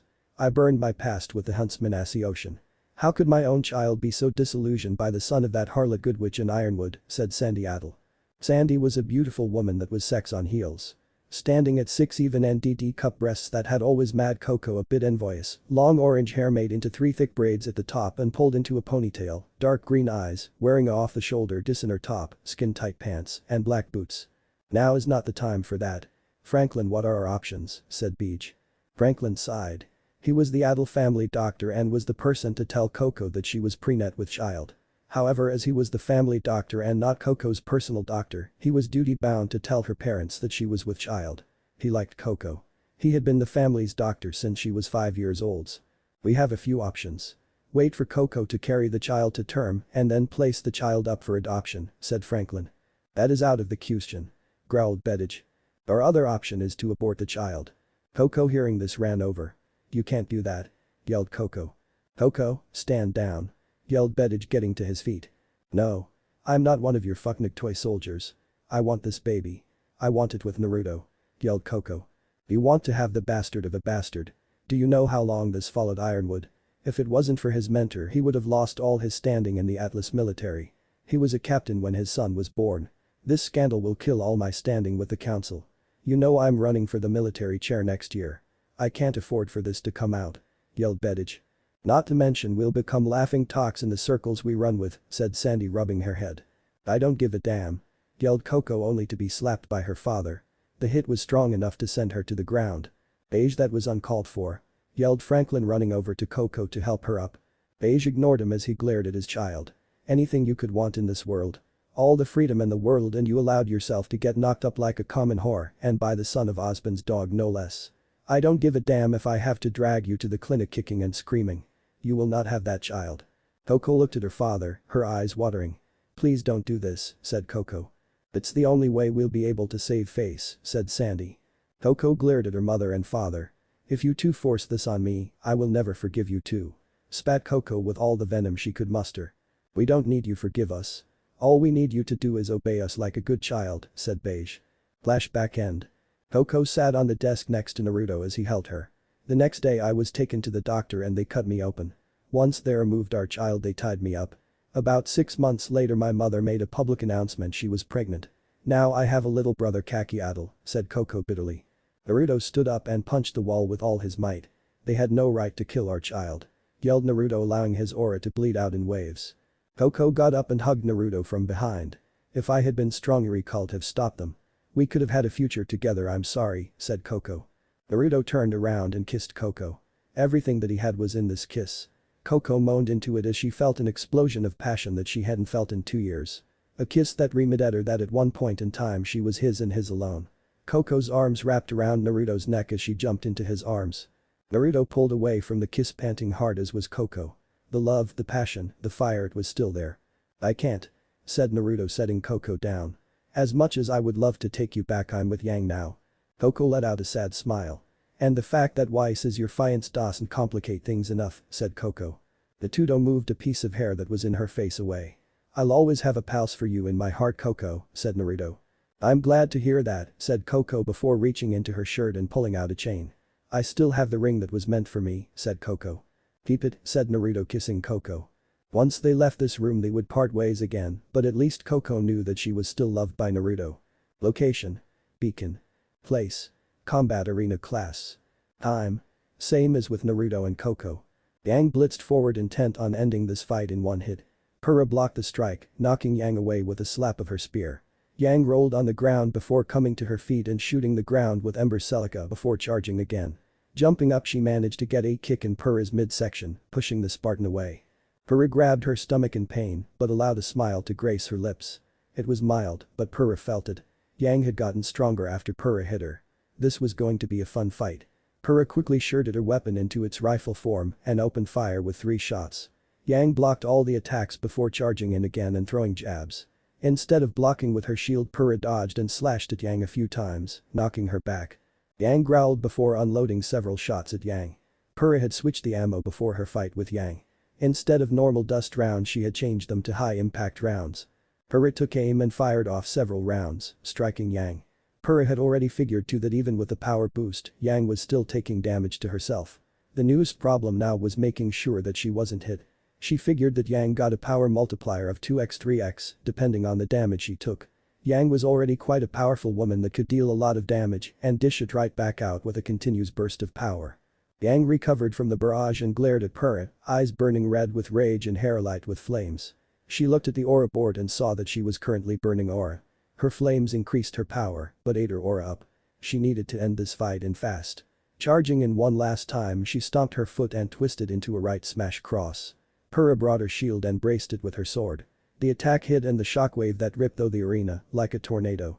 Both girls were blown back with Yang hitting the ground with a grunt and Purah barely managing to stay up as her left arm dangled loosely. Yang got up and spat up blood before glaring at Purah. "I'm not done yet," yelled Yang. Purah smiled as she held her arm. "You have what it takes to be a Spartan, Yang," said Purah. "What are you taking about?" yelled Yang. "The match is over. Purah wins," said Glynda. Yang looked at the board and was shocked. Purah had won the fight by a mere 6% aura difference. Purah walked over to Yang and pulled her into a hug before kissing her. Yang gasped into the kiss and couldn't help how weak her knees got. Purah was a really good kisser. Naruto and Coco walked into the room just as this happened. "What the hell?" yelled Naruto. Purah stopped her kiss with Yang before turning to Naruto. With a lick of her lips she blew a kiss to Naruto. The son of Goodwitch saw red at that moment. Chapter 12. Challenge. Location: Beacon. Place: Combat Arena. Time: seconds after Purah's kiss to Yang. Naruto vanished in a burst of pure speed that made a sonic boom of wind as he appeared before Purah, ready to cut her down, only for his weapon to be stopped by Ruby. The Crimsonette was a lot stronger than she looked. Crescent Rose weighed a good 20 pounds and she could wield it with such grace and accuracy that you thought she was dancing with it. She still wasn't a match for Naruto though. Not if he decided to go all out. "Naruto, stop this," growled Ruby, struggling with Naruto's raw power as he chose to use his rifle blade and not his dust saber. "No chance in hell," yelled Naruto, disengaging from Ruby. Naruto spun around to attack Purah only to find himself smashed in the chest by a hammer before he felt two blades at his throat. One from Blake and the other from Shield. Nora stood ready to attack again and defend her friend and teammate. She liked Naruto as a friend, but Purah was her teammate and she needed her protection right now. "Stand down, Naruto," said Glynda, walking up to her son. "Mother," growled Naruto. Glynda looked at her son as his eyes began to change between orange and blue. Glynda frowned. Naruto's emotions were close to running rampant. Not many people were aware of it, but Naruto's semblance wasn't negative emotion as everyone, including Naruto, believed it to be. Sensing the negative emotions of others and Grim, that was just a side effect of his semblance. Naruto's true semblance was quite a devastating ability. It was so powerful that he was a target of interest for servery groups. For his safety, James and herself agreed that Naruto wouldn't know about his true power until he was out of schooling. She just hoped that she didn't have to tell him before too long. "Naruto, stop," yelled Yang, looking at her lover or former lover. She was confused about her current post-ion. Naruto stopped as he looked at her. "Yang," started Naruto. "Purah explained the rules to me after she challenged me. I accepted her challenge and her rules. All these people are witnesses to what happened. Purah was the better fighter. I'm hers now," said Yang. Naruto growled. "Why did you accept this fight, Yang?" asked Naruto. Yang opened her mouth to speak only to close it and turn her head. "I wanted to prove something to myself," said Yang. "Yang," said Ruby, looking at her sister. "It's alright," said Purah, looking at her friends. "Naruto, Yang wasn't the only person I planned to challenge, all of our friends, including yourself." Everyone looked at Purah like she was crazy. Few people knew the laws of Sparta, especially that people of Sparta were allowed to have a mixed harem. Purah had always planned to have a harem of at least 4 men and 5 women. Her own father had a harem of 8 wives. She also had 6 half-siblings. Harems were a symbol of power in Sparta. The more partners you had, the more you were able to spread your blood, the greater your chances of legacy living on forever. Now Spartans were not foolish enough to breed with just pure Spartans. No, only one house in all of Sparta practiced that. Most Spartans were content to look for at least one partner outside of their city. "What are you saying?" asked Naruto, looking at Purah. "I thought you were a kind person, Purah, yet here you are openly saying that you'll turn us into slaves," said Naruto in repressed anger. Purah shook her head. "I am a kind person. Please understand, Naruto, that what I do for my people and myself. We do not have slaves. My family. Sparta is the strongest city-state in the world. We are born to fight and trained to kill, ready to die, but never will. We fight with shield and sword and love with all our being," said Purah. "Then prove it." "I challenge you, Purah," said Naruto before looking at her. "However, in your current state it wouldn't be a fight. I'll give you till next week to heal up. Once that happens, then I'm going to take Yang back." Purah nodded. "Naruto, please believe that I had no intentions of hurting you," said Purah. Naruto didn't say a word as he and the others returned to their seats. While this happened, Weiss watched with a pained heart. Such devotion to someone. Would Naruto be that devoted to her once they wed, or would he be like Jax? Having a wife he barely paid attention to and many mistresses at his beck and call. Shaking her head toward herself of the negative thought, she joined the others and watched John fight a losing battle against Cardin. 1. Location: Beacon Academy. Place: Osborn's office. Time: shortly after the fights in the arena. There were few things in the world today that the headmaster of Beacon Academy and unofficial leader of the Huntsman Association hated. Grim were one of them, another was the current military chair of the Vale Council. Beige Adel currently sat before him with a bill that was signed by the head of the council, the vice chairman, the secretary, the treasurer, and 10 of the 18 representatives of the site's towns within Vale's sphere of influence. "Beige, you know that the council has no say in how the huntsman and huntress work. Outside of a level 7 and above threat, the military and council can't order them around," said Osborn, fully aware of the laws that currently govern the Vale branch of the Huntsman Association. "Osborn, all it is your teachers training a few of my troops in the use of aura and unlocking their semblances," said Beige, smiling the entire time. "I mean Atlas, Mistral, and Vacuo are all starting to incorporate huntsmen into their ranks. Hell, Ironwood even holds 2 seats on the council as headmaster of Atlas Academy and the head of their military." Osborn took a sip of his coffee. "That is for the headmasters and myself to decide. And while James is currently operating in a gray area, he still hasn't broken any of the international laws that govern huntsman and huntress," said Osborn. Beige narrowed his eyes. "Don't forget, Osborn, that as the military chair of the council, I have surprise power over all our fighting forces. The military of Vale is falling behind our rivals. Even those backwater Spartans are coming along and have even added more armaments to their forces and have even upgraded their defenses. For all I know, they are in talks with bandits and the like to stage an attack as we speak." "Listen to yourself speak, councilman," spoke Osborn, not raising his voice but putting power behind it. Do not forget that despite the fact that I am not part of the council, I am currently the third politically strongest man in Vale. I also know where everyone's skeletons are buried. Beige paled hearing this. If Osmond knew what he had done, the implication alone would lose him his seat on the council. If it were to go to trial, then it could be tried under military law. Nearly 30 years of hard work would be wasted if Osmond went public. He could not allow this to happen. Taking a moment to compose himself, he looked Osmond in his eyes. Very well, Osmond. I'll tell the council that we saw no need for this bill to pass, said Beige, standing up and picking up his cap. Do not forget how high you are, Osmond. It's a pretty long fall to the bottom. I believe the phase you're looking for is the higher you climb the more dangerous it gets. Even if you're strong enough to make it to the top, that is the most dangerous place to be, said Osmond. As you have told me, I tell you that only a fool stands before an army alone. Beige didn't say another word as he left the office. Location: Beacon Academy. Place: cafeteria. Time: 1500. Naruto and Yang had opted to eat away from the others, and in the solitude of a dorm, Kura was currently in the nurse's office getting her arm checked out, while the remaining members of rwby, JNR, and NJS sat together at a table, with the topic of interest being Cardin and his gang of thugs. John, you know you can come to us if you have problems, right? Said Ruby, placing a hand on his shoulder. Ruby herself actually had problems with Cardin. The first time she fought him he destroyed her, but after a talk with Weiss, she was able to pull herself back together and beat him soundly. He wanted retribution, but one talk with Naruto, and he chose not to mess with her. 2. Ruby, I'm fine, said John, trying not to show his best friend how terrified he really was. He's been bullying you all year, said Sheila, little miffed at the larger boy. Yes, she said, boy not man. Nora slammed her hands together. I got it. We'll break his legs, said Nora with an evil grin. Jack grinned. I like how you think. Well, we're at it, how about we chop off his pecker, said Jack. Ren sighed. I really don't need you influencing her like this, Jack, said Ren, hoping that Jack didn't entice Nora into doing anything too bad. Guys, I'm fine, besides it's not like he's a jerk to just me, he's a jerk to everyone, said John. OHH. Yelled Velvet as Cardin grabbed one of her ears and pulled it repeatedly. Stop it, that hurts. Cardin, Dove, Sky, and Russell all crowed around and were hazing poor Velvet.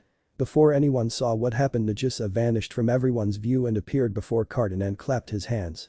With the use of his semblance, he went unnoticed by everyone until he was already attacking. Nagisa used an old style of aura martial arts. While most styles were designed to kill Grim, his was designed to work on humans as well. The reason that Nagisa's attacks worked on humans was because his attacks were made for assassination. Cardin was stunned by the clap, and before he knew it, he was in a flying chokehold. Cardin gasped as he was put into such a submission. Dove and Russell went to help their lead, but were stopped by a punch and a knee from Jack. Russell turned to run, but met a spinning heel kick from Shield. Cardin began to slap Nagisa's arm in pain. While he was strong the way Nagisa had the choke locked it in, his strength did him little good. Uncle! Yelled Cardin. Nagisa let go.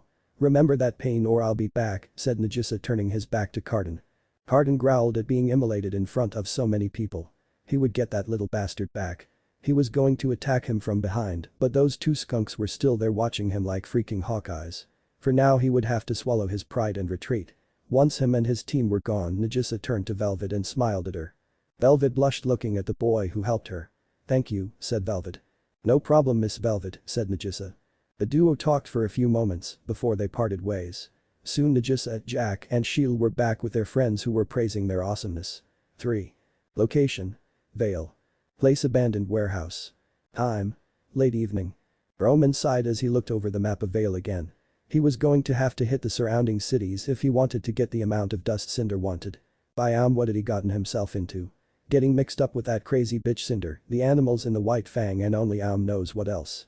He picked up one of his cigars that his partner frequently stole for him. You're such a pathetic excuse for a human, came a voice from behind him. Roman turned and raised his cane to aim it at the person. He narrowed his eyes at the man before him. What the hell are you doing here?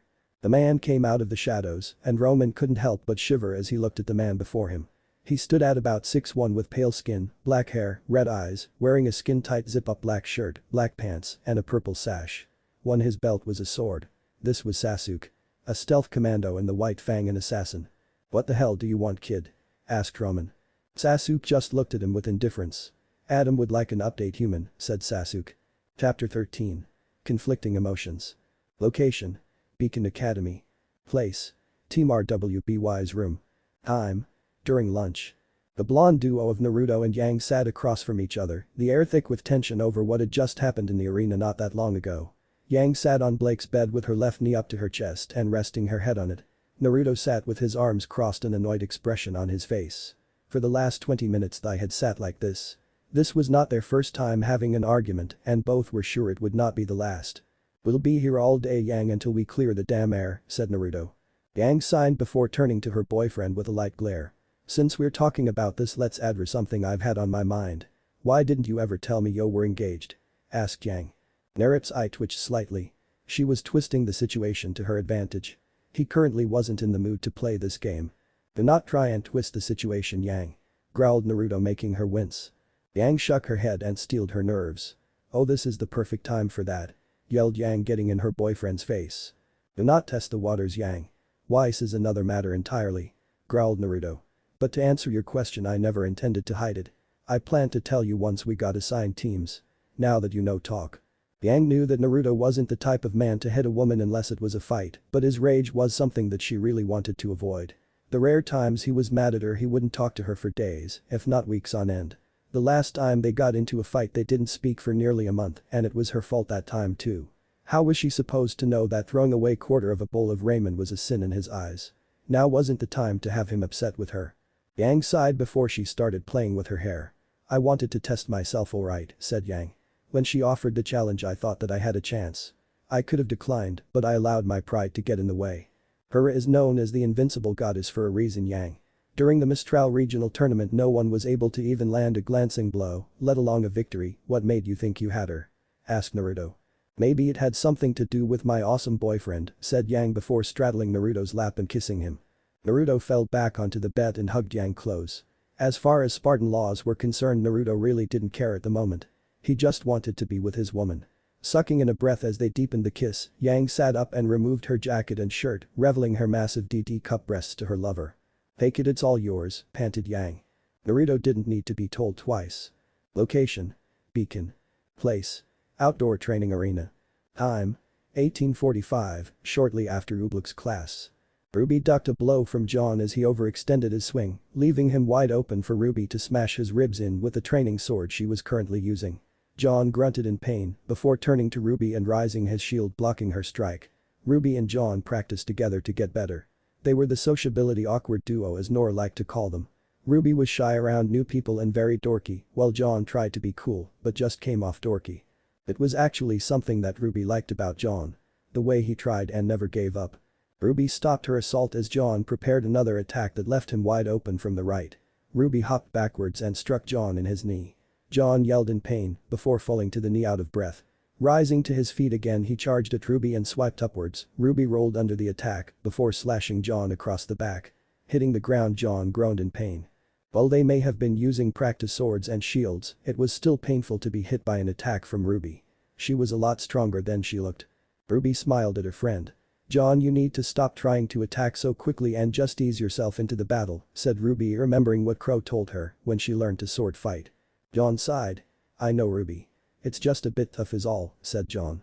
"I mean, the stuff with Cardin really got to me." "Well, you're here at Beacon. If you weren't ready for this then you wouldn't have gotten in," said Ruby. "Beacon is the best combat school in the world and only the best can get into the academy.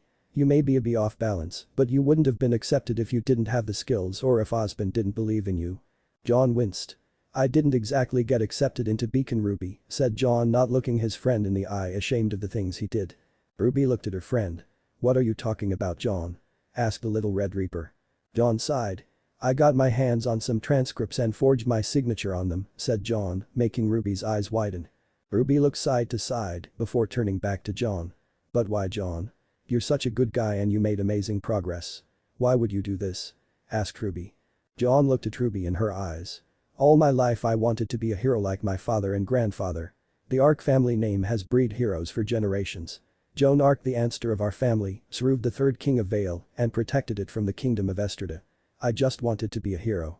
I'm tired of being the lovable idiot stuck in the tree while his friends fight for their lives. Don't you understand? If I can't do this on my own then what good am I?" yelled John. Ruby walked up to John and put a hand on his shoulder. John shrugged it off. Ruby took a step back before turning and leaving, not knowing what to say to her friend. As John was left alone to his own devices. Well, "I never took you for such a rebel, Johnny boy," said a very familiar voice. John turned to see Carden there. Taking a step back, he looked at the large young man with a bit of fear. "Carden, please don't tell anyone." "John, come on," said Carden, walking closer to the blonde-haired boy. "I wouldn't rat out a friend." "A friend?" asked John, a bit surprised at what Carden said. "Of course," said Carden as he traps John in a headlock under his arm despite his struggling. "We're friends now, Johnny boy. And the way I see it, as long as you're there for me when I need you, we'll be friends for a long time." Carden finally releases John, who gasps as he leans on the ground. "That being said, I really don't have time to do those extra readings Dr. Ooblik gave us today. Think you could take care of that for me, buddy?" John looked down in defeat while rubbing his neck in pain. "I got it, Carden," said John. "That's what I thought. Don't worry, John. Your secret's safe with me. Also, if you try to tell anyone, say that cute little Ruby, well, I can't promise you anything." Carden walked off and John slammed his hand into the ground. "How can I be such a huge fucking coward?"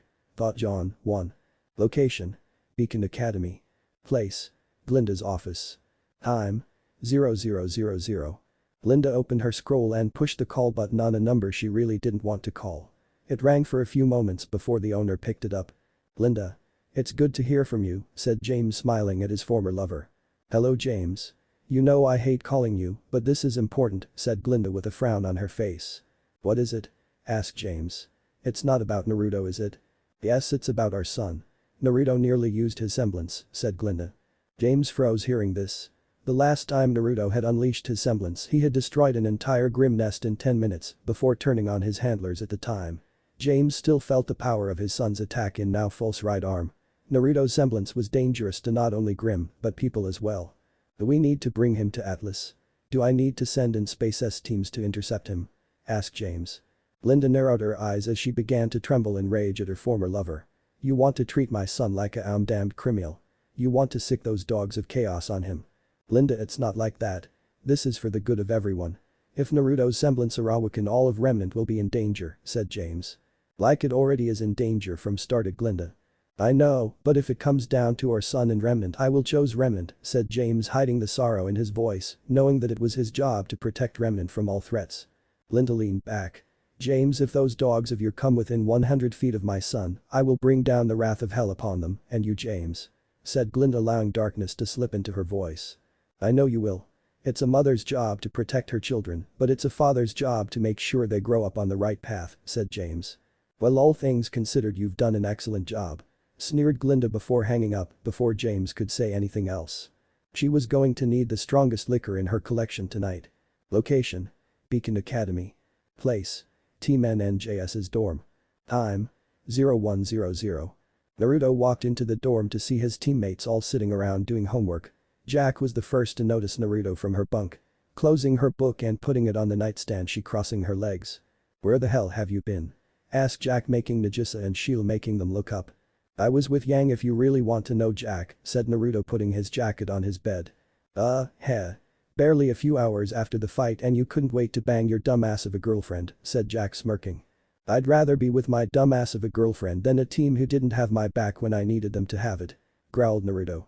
Nagisa looked at Naruto. "Hey, come on, Naruto, we didn't know what you were doing," said Nagisa. Naruto rounded on the shorter boy. "Not the fucking point. If any of you had made that play, I would have backed you up. No questions about it," yelled Naruto. "It happened so fast though," said Shield, feeling like a child before Naruto's anger. "I don't want to hear it.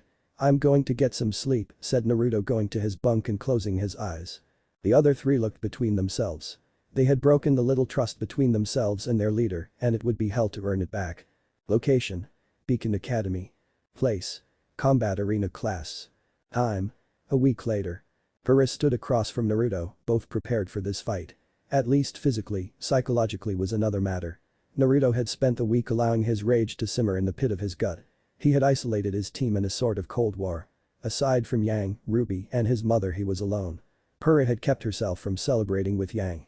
In Spartan law, a prisoner of war was fair game, but a person defeated in honored battle was allotted a time to get used to the idea of Spartan marriage and law.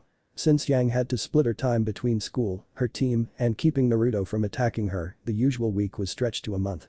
Should she defeat Naruto, she didn't plan on waiting a day before taking him to her bed. Glynda looked between the two of them before giving them the go-ahead. Once the signal was given, she moved out of the way of these two titans. Naruto summoned two blades and charged at Purah, who put her shield up with her spear above it. Naruto stopped his charge and looked at Purah's stance. Naruto had only seen Purah in that stance once, and that was during the finals of her second tournament win. It was her best stance that she rarely used, but when she did the results were devastating to say the least. A stance change at this moment told Naruto one thing: she was not playing any games with him. Naruto twisted the two blades in a reverse grip before charging in and doing two spinning slashes at Purah. Purah managed to deflect the attacks before thrusting her spear at Naruto. Naruto twisted around and tried to hook the spear under his arm. Purah swiped to the left and threw a kick into Naruto's chest. Naruto caught the kick full force in the chest as he rolled onto his back before righting himself. Naruto opened his shield before connecting the two, making a double-bladed dust saber. Naruto and Purah locked blades before Naruto disengaged and thrust the blade into Purah's stomach. Purah grunted as she skidded backwards. After stopping herself, she took a running start and jumped into the air, spearing Naruto's shield. Naruto took a few steps back as Purah circled him and attacked again. This was an attack to keep him off balance. The next go-around, Naruto ducked the attack and grabbed her leg before slamming her into the ground. Dropping his shield, Naruto went onto pure offensive as he started to slash at the ground, forcing Purah to back up so as not to take damage. Righting herself, she wasn't prepared for Naruto to take her shield and lock blades with her. Naruto began to force her backwards into the wall. Once she was on the wall, she began to walk up the wall before doing the splits, stopping Naruto's forward momentum. Naruto unlocked the blades and swiped at the Spartan. Purah flipped forward and did an axe kick on Naruto's shoulder, dislocating it. Naruto roared in pain as he was forced to drop one of his blades. Aura protected you from slashing and blunt force damage. You could still have broken bones if you were not careful. Naruto raised to his feet as Purah picked up the saber and ignited it. The blade was red in color compared to the blue one in Naruto's hand. 3. You put up a valiant fight, Naruto, that any Spartan warrior could hope to match, but this is where you become a husband of Spartan law," said Purah, raising the blade and swung at Naruto. Naruto rolled past her and picked up her sword with his dislocated arm before popping it back into place and turned to attack. Every swipe, every slash, every stab was taking aura from Purah. Purah backed up and prepared to strike Naruto. Naruto charged in and clashed blades with her. Purah began to sweat as Naruto downwards, forcing Purah to her knees. Yelled Naruto. Purah went thought her options and thought about it. Her aura was weak at the moment. Naruto still had nearly 20% of his. And while his arm was surely in pain from being dislocated, he still had the energy to keep going. Purah grit her teeth. "I yield," said Purah. Before dropping the blade and sitting on her knees. "You have proven to be a stronger warrior. You have proven to be a master of battle. You have proven to me that you are the person I was looking for. I bind myself to you in whatever way you see fit, my lord," said Purah, giving the traditional Spartan vow of defeat. Naruto looked at her strangely for a moment. As he looked at Purah, he was unaware of that this was only the start of a major headache to come. Chapter 14. A promise between you and I. Location: Vale. Place: Lola's Cafe. Time: 1400. Naruto truly did hate this place, and Coco knew this. It was a cafe for couples and the like to come and enjoy their weekend. While he was still miffed at his team, Purah and Yang, despite the amazing sex they had, he wanted nothing to do with this lovey-dovey place, but it was the only place Coco would meet him for whatever reason. "Sorry to keep you waiting, stud," said Coco, taking a seat across from her ex. "No problem. I've only been here for about 20 minutes, said Naruto in annoyance. Coco smirked. "Don't be like that, babe. I'm even wearing that one pair of panties you like so much," said the fashionista. Naruto's eye twitched. "Not why I called you lad," said the blonde-haired boy. Coco pouted. "Been a while since you called me that. You're no fun." "So what's up?" asked Coco. "I just needed someone to talk to. Ever since coming to Beacon things have gotten complicated," said Naruto as a waitress came over to take their order. "Fighting with your team, girlfriend problems, a druggie for an ex, fighting and beating the invincible girl. Not to mention creating a new weapon that seems to be strong enough to destroy nearly anything if set to a high enough level, a cold war with members of your team, and let's not forget that your fiancé is here too. So far a very bad year," said Coco. Naruto sighed as he sank back into his chair. "It's a pain in the ass," said Naruto. Coco laughed. Up until now Naruto didn't realize that he missed it. Coco had always been a confident girl. It was one of the things that drew him to her in the first place. It would make things simple now that they were on speaking terms again. He still had a one to pick with her mother and father, but that could wait for the time being. "You need to rest your mind, love. All this stress can't be good for you," said Coco as their order arrived. Maybe he needed to relax for a bit. All this craziness was giving him a headache. Location: Beacon. Place: Team RWBY's dorm. Time: 1435. Ruby walked out of her room and then knocked on Team JNPR's door. She waited only for a second as Ren opened the door. His hair was down, and Ruby had to admit he looked nice with it like that. Shaking her head, she focused back on Ren. "Hey Ren," said Ruby, waving.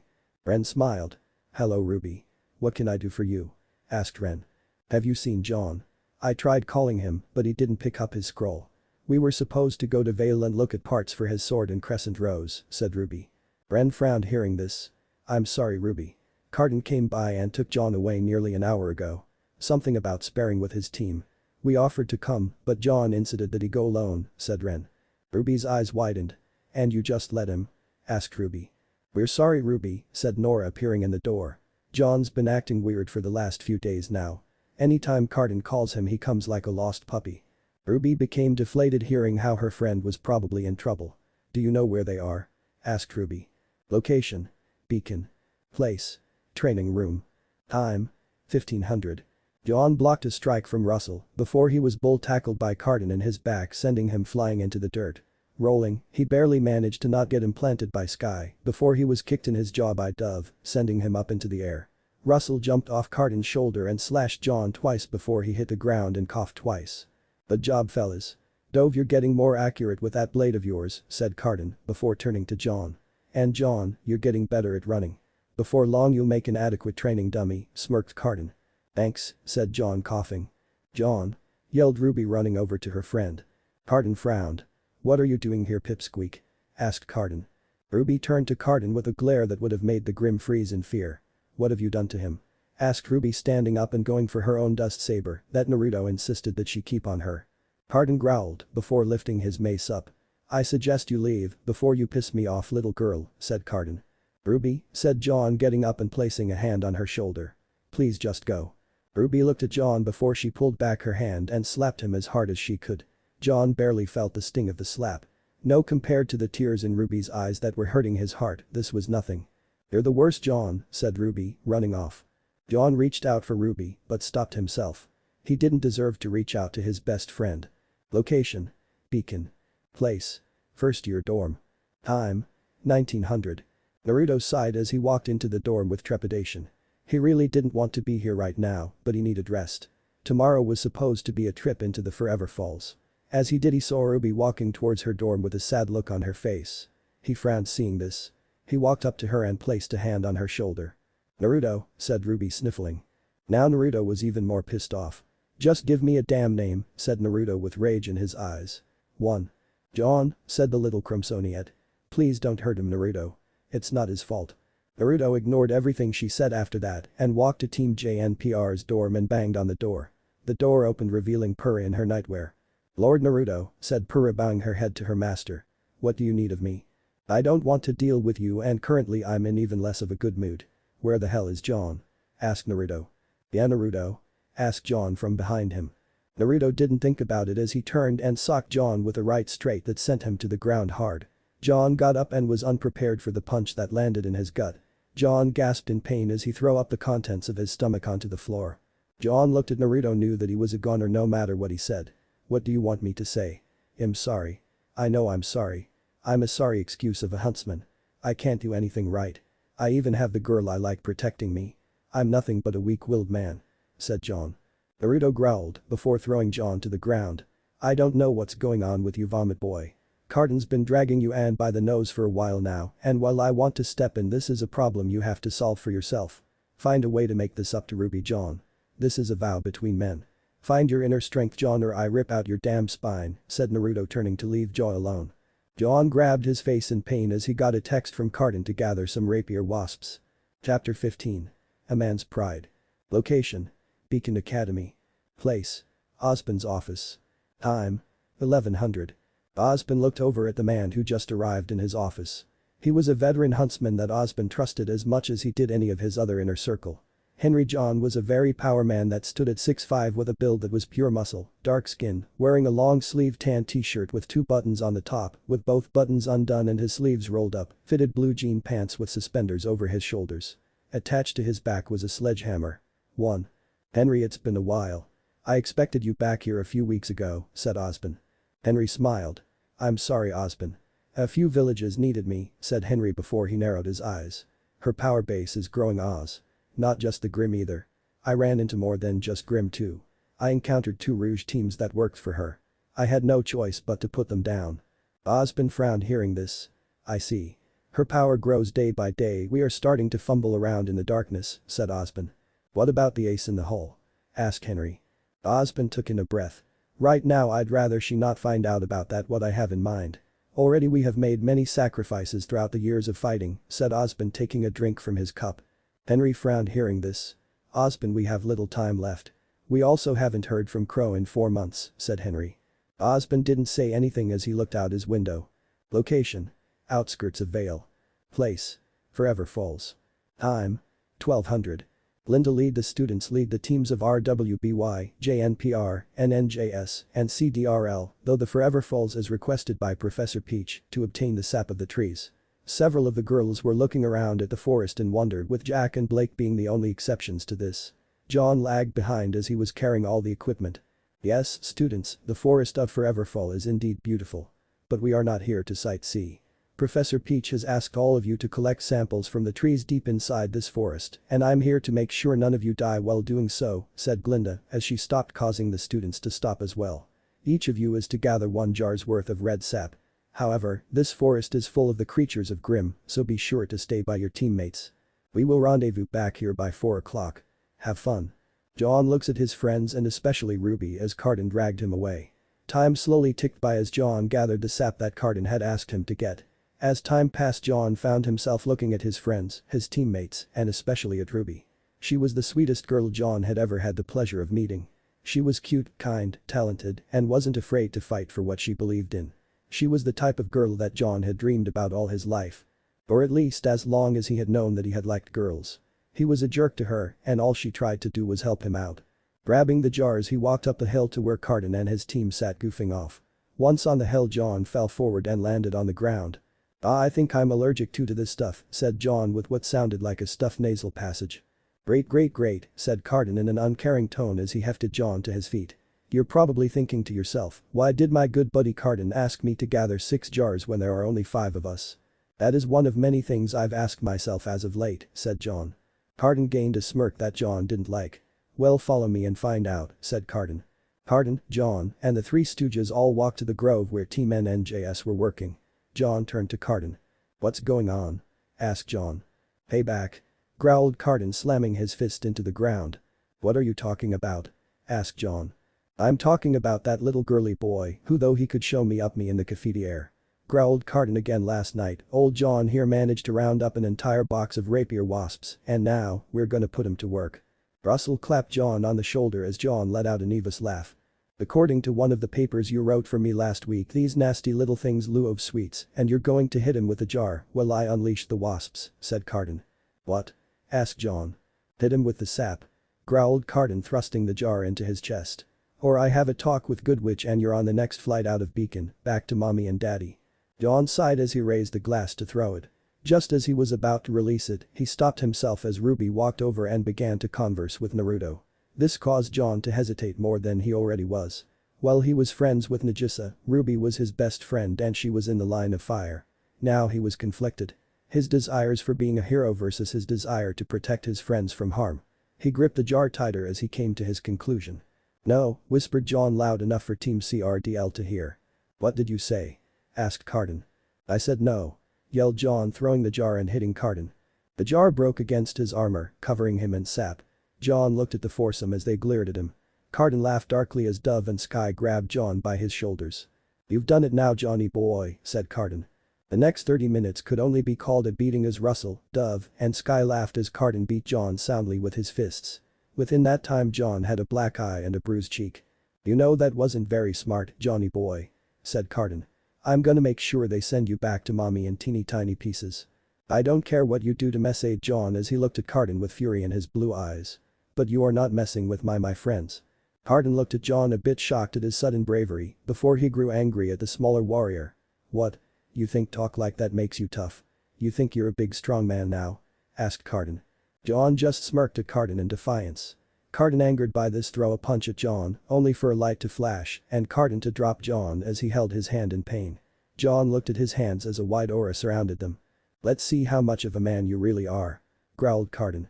Before the bullies could attack, a low growl could be heard. Team CRDL turned and took a step back in fear. Standing before them was a Hugh Ursa Major. While they could deal with a pair of Ursa or even an Ursa Minor, being face to face with an Ursa Major was something else entirely. It stood at a good 9 feet tall when on its hind legs, jagged spikes covered its back, and for some odd reason its right paw was encased of the white bone-like substance that some Grim had. Lifting its head up, it sniffed the air before looking to Carden, or more specifically the sap on his chest. It roared at Carden before he started to stamp towards him as RDL fled. 2. "That's a big Ursa," yelled Russell. The Ursa hit Carden to the side, showing John who was behind Carden, and while John was unleashing a large amount of fear. Even with the fear he was admitting, the Ursa was uninterested in him when he had a much sweeter prize sitting not 10 feet away. Location: Forever Falls. Place: a few groves away. Time: same time as with John and Carden. The roar of the Ursa alerted the others to the Grim in the area as the other teams gathered what they had managed to take from the trees and prepared to leave until 3 members of Team CRDL ran into them, or Russell ran into the soil's build of Yang. "Ursa! Ursa!" yelled Russell. "Ursa!" yelled Yang, grabbing him by his collar. "Where?" "A few groves east in a clearing." "It's got Carden," yelled Russell, breaking free of Yang's grip. Ruby's eyes widened. "John!" yelled Ruby. Naruto turned to the people in the area. "INR and NJS, get to my mom and warn her what there are Ursa in the area." "Purr, Weiss, Ruby, we're going to go and help them out," said Naruto. The foursome ran into the grove to see John fighting the Ursa, or trying to, as he was knocked onto his back. John got up and glared at the Ursa as he charged again. Ruby, Weiss, and Purr prepared to attack, only to be stopped by Naruto. "Why are you stopping us?" asked Purr. "This isn't just a fight. This is a man's pride. If we interfere we might as well kill him ourselves," said the blonde scared warrior. Ruby looked at her brother, "But John could die," yelled Ruby. "Then if he dies with his shield and sword," said Naruto, closing his eyes.